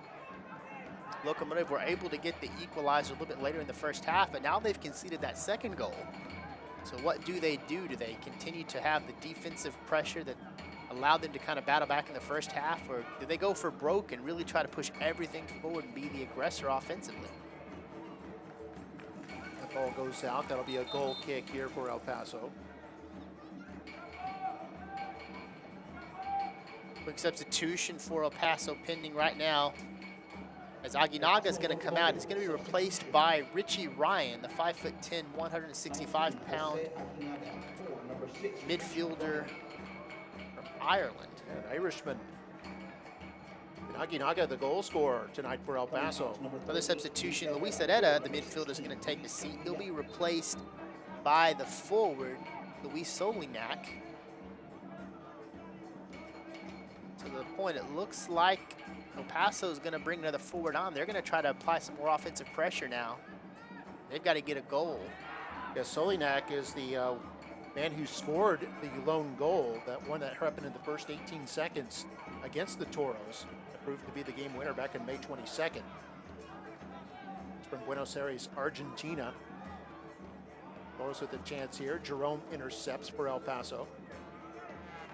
Locomotive trying to engineer an attack here. Sorto with some pressure.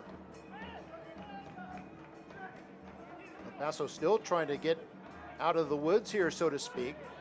Ball played by Ryan over to Ross. Ross on it once again, and I think we've got a player down and a foul. It looks like Gomez came out the worst from that one, had his legs kind of cut out from under him by Kuzain.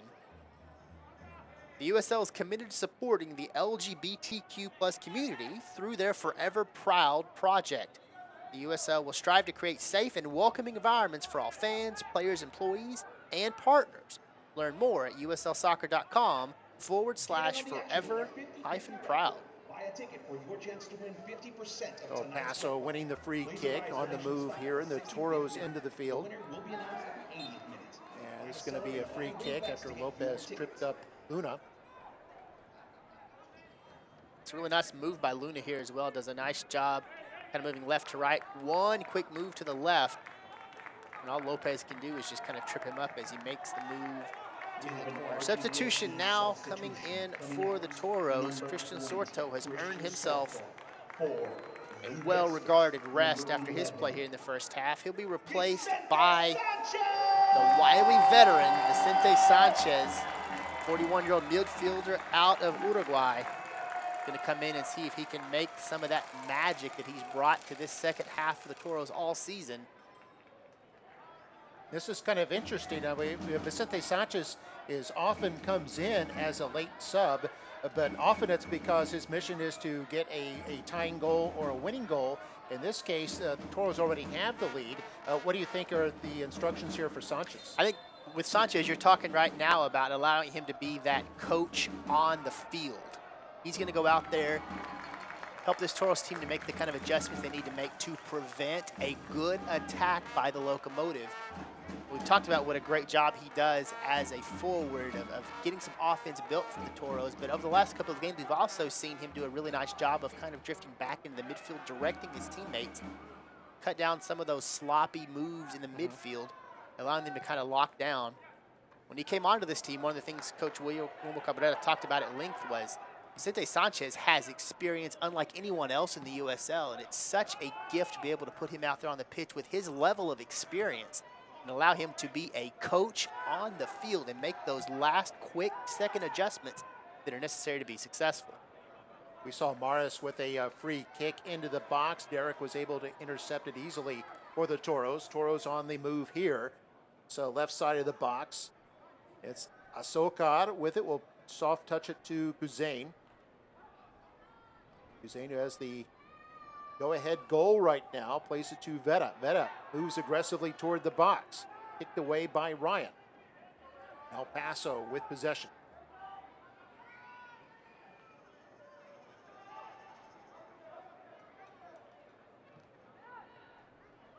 Luna with the turn. Ryan will play it back to Ross. And now it finds it's all the way over to the Mexican player Borelli. We mentioned it's from Monterrey, which is only about a 3-hour drive south of where we are here at HEB Park in Edinburgh. A lot of folks from Monterrey will come up to this area to do shopping and such.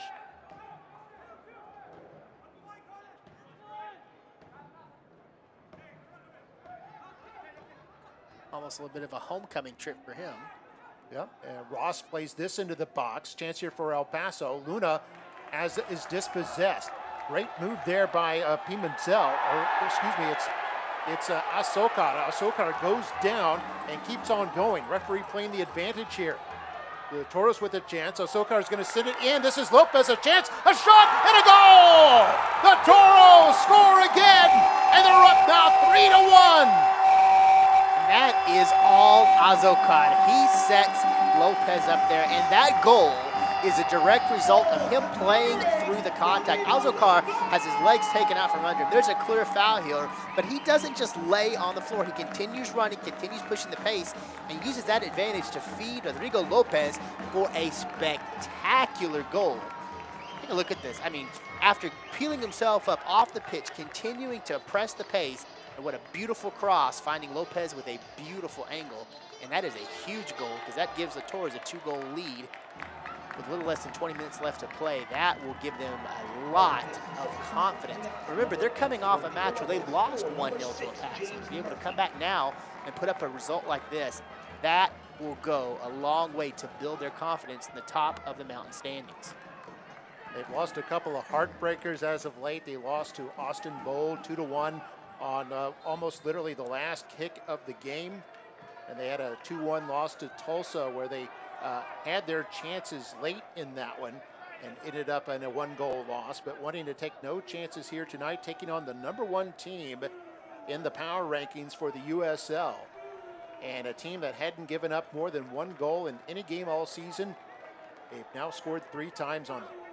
And right after scoring that goal, Rodrigo Lopez gets himself a break. He's replaced out there on the pitch by James Murphy. So Murphy in for Lopez for the Toros.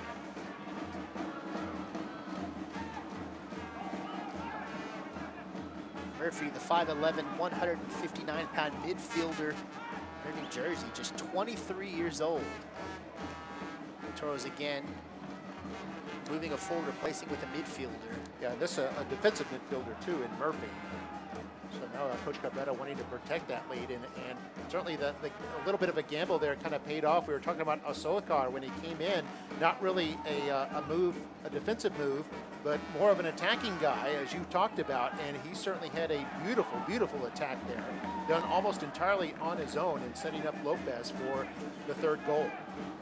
And you hear coaches talk all the time about playing through the whistle, playing through contact, and that's exactly what Azocar did.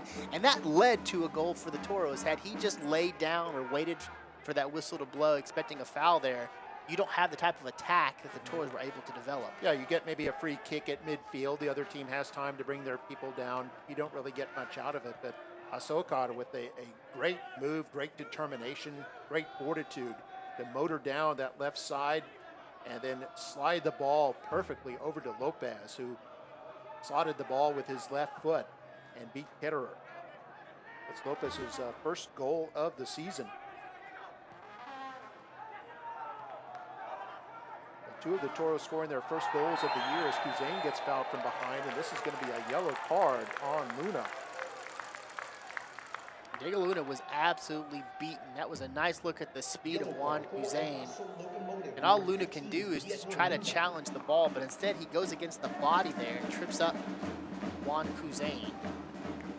By the way, Luna only 17 years old at Redwood City, California. That's his first yellow card of the season. And during the stoppage, we're going to get a substitution for the Locomotive. Out will come Macaulay King, the defender. He's going to be replaced by a forward for 17, Rick Zacchaeus, 5'10", 170-pound forward out of Las Cruces, New Mexico. So some more moves being made here by the Locomotive, changing another midfielder for a forward. They're getting as much offense out there on the pitch as they can. Because the clock is not their friend now. They've got to strike, and they've got to strike quickly if they're going to get back into this one. Of course, El Paso's never won here at HEB Park. 0-1 coming in. That was a game played 2 years ago. We see another El Paso player down. Toros won their first 4 at HEB Park this season, have dropped the last 2, trying to stop that 2-game slide. They're 4-2 at home right now. Football, familia, and fireworks. Spend the 4th of July with us at HEB Park as the RGBFC Toros Looks like the player down was Solniak. Was on a quick kick by Albuquerque. Albuquerque just trying to clear that ball forward. Close just a little bit, and you catch a Solniak in that high shoulder, low neck area. Get your tickets at the box office today. No worse for the wear. Solniak, a tall player, 6'4". 30 years old, out of, you mentioned Argentina.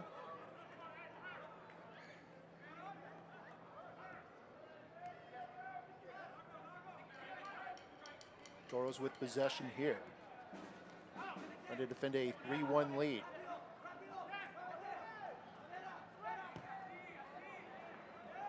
Season high this year for the Toros is 4 goals. They did that against Miami about 4 games back. Ball played over to the left side. It's going to be taken by El Paso. I think offside, actually. This will be a free kick. Those 4 goals by the Toros in that match against Miami FC. All 4 goals came in the second half. The Toros, all season long, have been a very strong second half scoring team. That was the case today. 2 goals thus far in the second half. Yeah, they came in with 13 goals on the season. 10 of those 13 occurring in the second half, and then 2 of 3 have been in the second half tonight.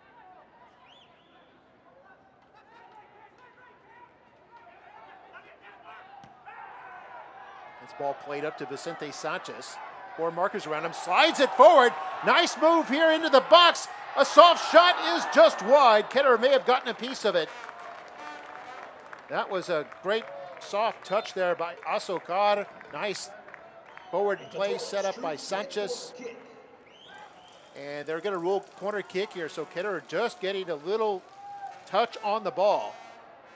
Azocar almost had his 2nd goal of the year. Quick substitution for the Locomotive as well. Dylan Modis is going to come out. He'll be replaced on the pitch by Leandro Carejo. Carejo, the 6'2", 191-pound Brazilian. He's a forward, and he's got plenty of experience, 35 years old. Wealth of international experience for Carejo. So again, forwards making up now about half of the players on the pitch for the Locomotive. There's Sanchez moving into the middle, going to put a shot toward the net. A bit too high, too wide.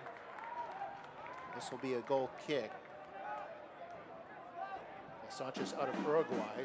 31 caps with the Uruguay national team. Won the Copa Libertadores championship with Nacional. Montevideo, Uruguay, his hometown. The ticket number is E-199-703. El Paso needing to turn on the afterburners here and dispossessed again. This is Riley sending it forward for Sanchez. Sanchez trying to feed Azocar once again, almost a carbon copy of that previous play. This time El Paso able to break it up.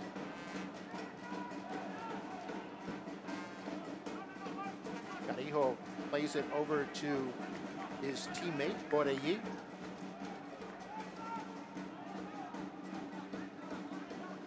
Borelli, the former Juarez player, sends it forward into the attacking zone, but El Paso forced to play it back.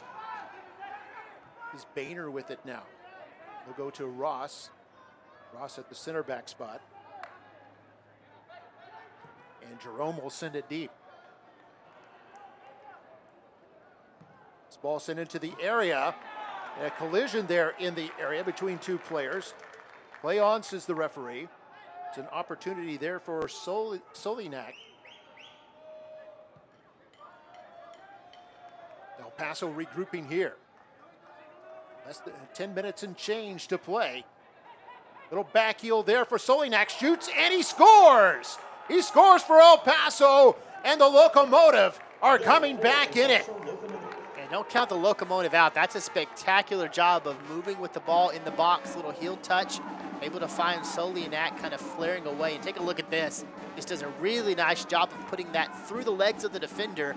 And again, not much Tyler Derrick can do with that. He's defending against that far side, and that attack just loops right through the legs and finds its way into the corner of the net. Yeah, Solianak, second time this season he has scored against the Toros. That's what happens when you have just a wealth of forwards on the pitch all at the same time. They're going to be able to dribble well. They're going to be able to play in those tight spaces. Nice, crisp passing right there in the box. They find themselves in the back of the net. What a game this has turned into. Two of the top defensive teams in the USL have 5 goals between them, and we're not done yet.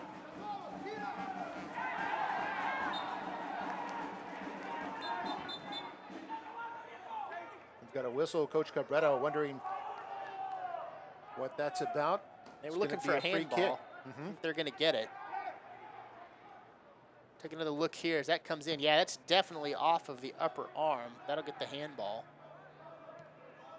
Going for the W, the USL recently announced the formation of the USL W League, providing increased equity and opportunity for women looking to pursue a career both on and off the pitch in soccer. Comprised of clubs from across the Championship, League One, League Two, and new expansion markets, the W League is set to begin play in 2022 in more than 30 countries across the United States. Head over to USLWleague.com to learn more. 3-2 our score, and the Toros have won another corner and kick. They've had 7 corners tonight, to just 2 for El Paso. It'll be Hussein. Lopez not on the pitch anymore. It gets to Asokar, who's looking to cross it. Nice little move here. Moves into the box, going to lift it into the box, headed out by the defense, and Kidder forced to go up. That goes behind the bar. This is going to be another corner. True to form for the Toros here at HEB Park. They love to work out of that true fit corner. You're seeing it here again. What a great job by Asokar of clearing some space here with that touch. Looked like he was trying to get that cross a little tighter in, looking for Cabezas. So that goes over Cabezas' head just a little. So now we'll move to that opposing true fit corner. I think Juan Cusain's going to take this one as well. Zacharias, who's the defender who got the header up in the air, that went out for this corner. Corner number 8 now for the Toros. Cusain's going to send this into the box. It's headed out once again by Zacharias. Just came onto the pitch. This will be a throw in for the Toros. Toros, who have had some late game heroics. They've had at least 2 goals this season that have come, or 3 goals rather, after the 85th minute. Looking to prevent El Paso from doing something similar here. El Paso's 18-game unbeaten streak on the line, dating back to last year. We've got offside flag goes up against the Toros. And a really quick restart by the El Paso Locomotive. They're trying to get moving here, and rightfully so. When you've got that many forwards out on the pitch, you want to take advantage of their speed and get moving. You don't want to find yourself having to play defense, especially tightly in the box, when you don't have that same number of defenders and midfielders that can physically control the pace of play. You've got to be wondering about stamina at this point as well. We talked about the downpour about 2.5 hours before the game. A lot of humidity out there, a lot of tired legs here in the late going. Pass over to the left side. Albuquerque pushes it forward. And now a foul on Vera. Aaron Gomez is down for El Paso. This might be a yellow card.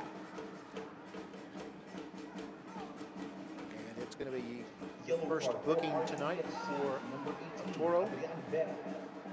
Vera's second yellow this season. Vera comes in and is not playing the ball. He's playing the legs there of Gomez. Easy yellow card to make. If you're the Toros, you want to make sure that you don't give El Paso a lot of room to operate right there with an open net. The last line of defense for the Toros there in that very moment was Vera, so he needs to play the ball. He needs to try to get a good clean clearance. That time just a little slower getting there than he needed to be. Gomez was going to beat him to it. That's going to give the El Paso Locomotive a really good spot to attack from. And we've seen them score on a brilliant set piece in the first half.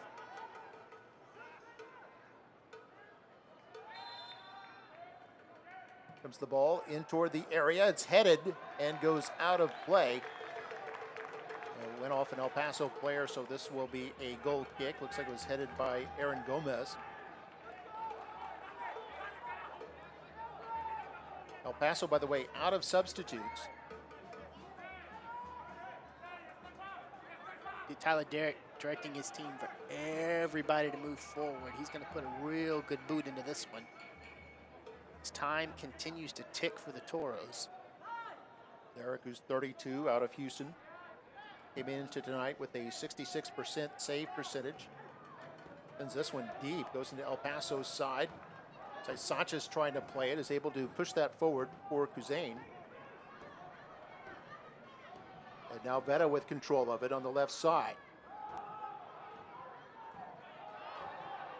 Toros looking to pull the upset here against El Paso, a team that has not lost all season and has been unbeaten in 18 consecutive matches going back to last season.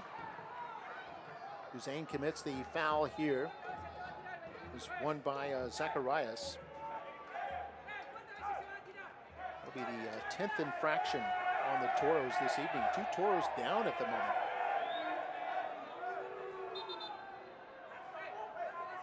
Looks like Kuzain is 1.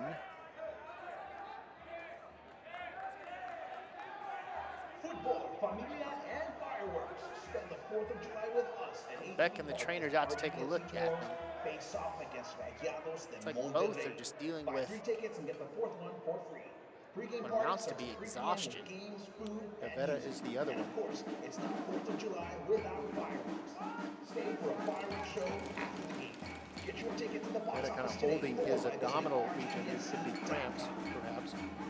Came down the 90th minute, but we should see some stoppage time. 3-2 our score. Goals for the Toros by Manley, Kuzain, and Lopez. And El Paso is found at the back of the net with Aguinaga and with Solinak. Solinak, a substitute, came on in the second half. Scored his second goal of the year. Aguinaga got his first. It's been a very interesting matchup here between Toros and El Paso. Remember, these two teams played earlier this season. It was a 1-0 victory by El Paso. Two teams that have predominantly been defensively minded all season. Didn't expect quite a high-scoring game, but plenty of theatrics. It's been fun to watch. Has been a good one, and 5 minutes of added time. Plenty of time for El Paso to get the equalizer, or for the Toros to try to get a clincher as Derrick comes out and does not want to take any chances with that one as he corrals that ball. Don't blame him at all. Tyler Derrick is your captain on the field playing in goal there. No need to wait back and allow for a mistake to give him a one-on-one opportunity. He just comes driving out and takes control of that one right away. Toros do have 2 subs remaining. El Paso, as we mentioned, is out. Here's Jerome. El Paso starting from the back as Ross will send it to Borrelli.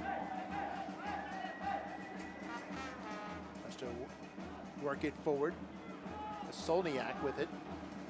He had the second goal tonight for the El Paso Locomotive. Plays it over to the right side. Asokada there with it. Asokada assisted on what would be the game winner right now, that Lopez scored.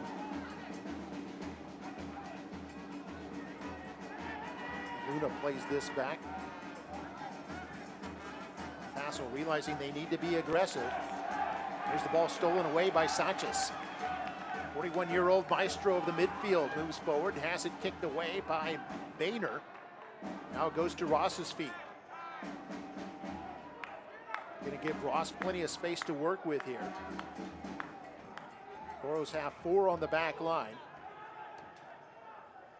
In the second minute of stoppage. Long pass, Borrelli with it. Going to line this one up, and this is going to be headed out. That was a nice header there by Riley. Now 2 players down. Looks like Ryan and Kuzain.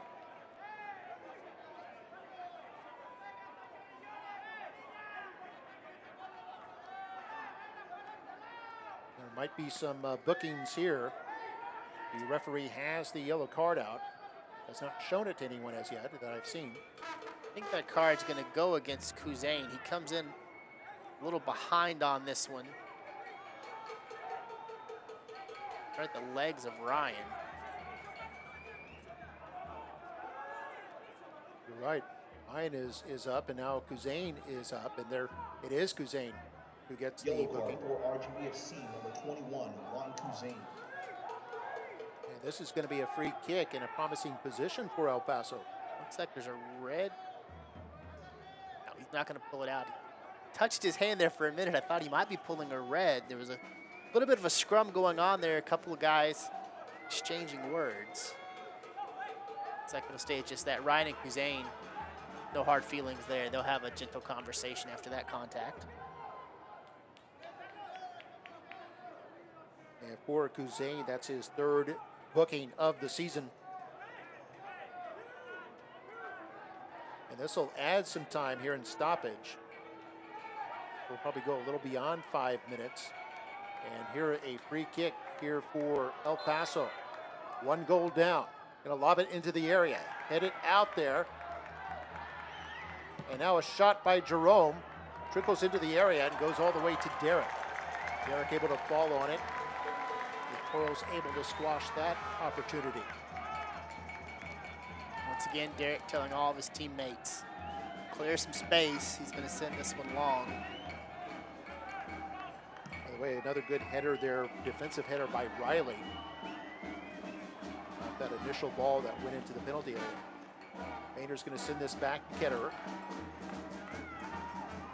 Now Jerome will bring it up the pitch. In the final minute of stoppage. Jerome, a nice long pass here for Solniak, able to get a touch on it. And Derek is there. The ball goes out. It's going to be a goal kick. A scary moment there for the Toros. And El Paso, ever so dangerous. Still generating chances here in the late going. And Jerome, just a beautiful ball here. Drops that in the perfect spot. Solniak trying to collapse from the backside there.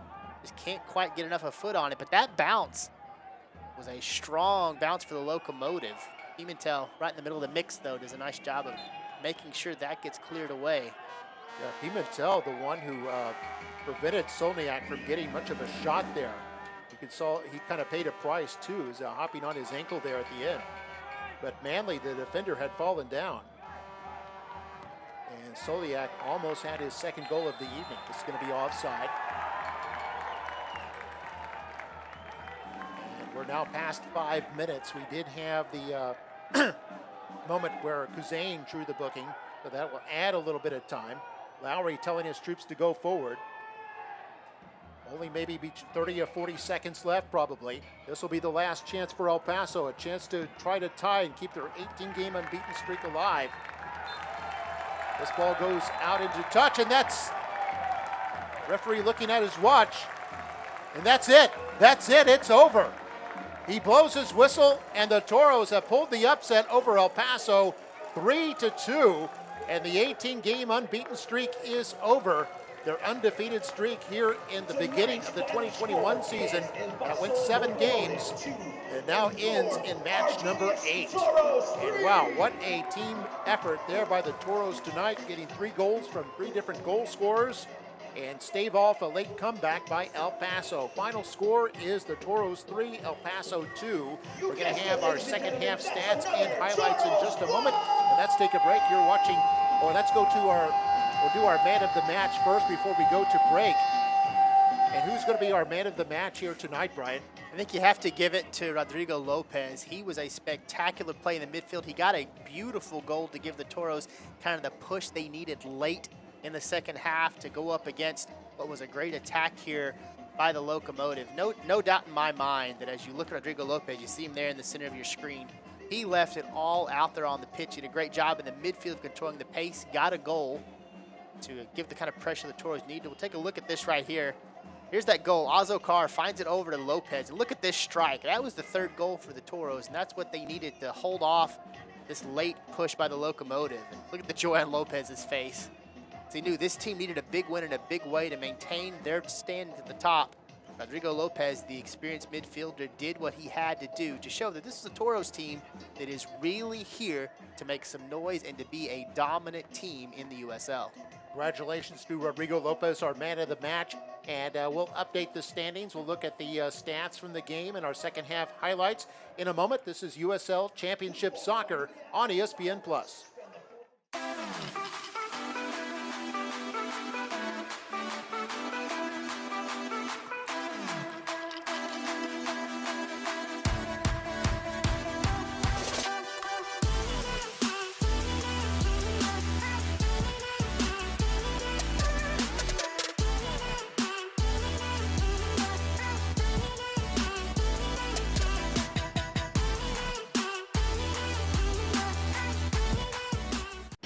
Why choose Lone Star National Bank for your business?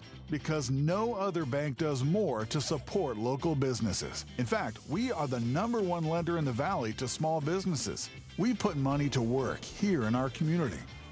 That helps our local businesses grow. Creating more jobs. And more opportunities for all of us. Working together. Together. We do what the little banks can't and the big banks won't. Lone Star National Bank, the Valley's bank. DHR Health is now safer than ever and continues to remain focused on one thing, providing exceptional care to our patients and community. No other hospital is trying harder to keep you safe.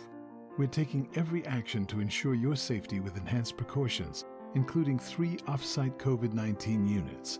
Your health should never wait. Don't delay your health care. There is no reason to. Schedule your appointment today. DHR Health. For you, for life. And we're back at HEB Park. Final score, Toros 3, El Paso 2. The streak is over for the Locomotive. And Brian, what do the highlights tell us? Well, we see here goals galore for two teams that we expected to be defensively minded, but it started very early in the 6th minute. Take a look at this. Rodrigo Lopez, beautiful pass, finds Carter Manley. He tucks that in the back of the net. The defender coming forward and getting his first goal of the season, giving Toros that early shot in the arm they needed. So we move here toward the halftime spot. Here's Macaulay King. Does a nice job of sending that one through and pushing it forward. And Gomez just finding himself one-on-one. Able to see that one just deflected away. But that was kind of building the attack now for the Locomotive as they were beginning to be the aggressor offensively. You see here, pretty good job defensively by the Toros, getting some clearance, but not quite enough to prevent a challenge there by Tyler Derrick to come out. Now here's a through pass. Sorto does a nice job of coming to the side. Can't get that one in, though, as he dings that off of the upright. Testament to the back and forth here. Now here's that first goal, and that's right off of a spectacular kick for the Locomotive. Right past the wall, is able to get that off of the hip and the foot of Aguina, and that's how they got their opening goal. That tied this one at 1-1, headed into half. Moving into the second half, Locomotive again trying to be the aggressor offensively. Rodrigo Lopez able to break that one up from the midfield position. Big swinging kick coming here for King.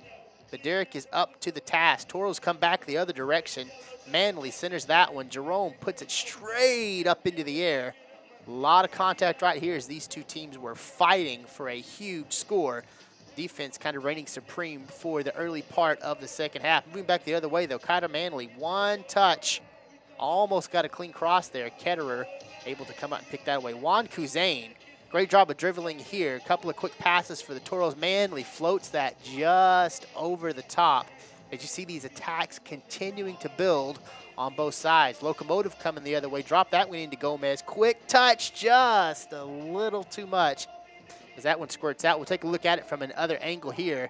As that gentle touch was almost enough to find the back of the net, just a little off guard. Sorto coming the other direction for the Toros. Tries to center that one back in toward the middle. Here's Lopez moving back the other way. Deflects it off the back, but that's the perfect spot because Juan Kuzain says right place, right time. Pounds that in the back of the net. That gave the Toros the 2-1 lead. Other side, here comes Azo Carr. Look at this job. Dribbles, gets tackled. Able to roll through that, continues to push the pace, stays with the contact, and is able to put just a spectacular cross. You'll see it here. Right to Rodrigo Lopez. He redirects with that left foot.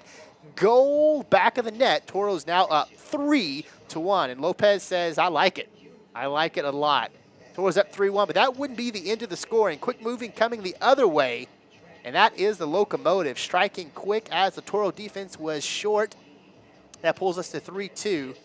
Jerome trying to put a beautiful pass into the box right here, but look at this. Tyler Derrick and Eric Pimentel just enough in the final moments to prevent the equalizer from coming to be. Saritos dribbling it forward for the Toros here. Finds himself at the top of the box. Quick strike, but that one goes just a little bit wide. If you couldn't tell, plenty of scoring, plenty of action in this one between two teams who are defensively minded, leading us to our final score, 3-2, and that locks Rio Grande Valley back again at the top of those mountain standings. Yeah, they improved to 6 wins, 3 losses with 2 draws, 20 points now, and a 5-point spread between first and second place between the Toros and El Paso, who drops to 4, 1, and 3. They stay on 15 points, and they had come in winners of 3 of their last 4, but they take their first loss of the year. First time they've given up 3, even 2 goals in a game this season, as the Toros with offense end up winning this one. And by the way, for Lopez, our man of the match, not only the game-winning goal, but assisted on the first 2 goals tonight. So a very worthy man of the match. Congratulations to Rodrigo Lopez, and congratulations to the Toros with the win here. Next games for El Paso, they'll be at home on Friday, July the 3rd. They'll take on New Mexico United. That'll be a 7:30 kickoff at Southwest University Park. And for the Toros, they go on the road for the next 2 at Austin on the 10th and Orange County on the 17th. And then they'll be at home at HEB Park on July 24th to take on the Austin Bulls. So that'll do it. For Brian Smith, I'm Mark May and the rest of our USL broadcast crew. Hope you enjoyed it. Once again, our final score from HEB Park is Rio Grande Valley 3, El Paso 2. Good night. This copyrighted telecast of the United Soccer League Championship cannot be retransmitted, rebroadcast, or reproduced without the expressed written consent of the United Soccer League Championship.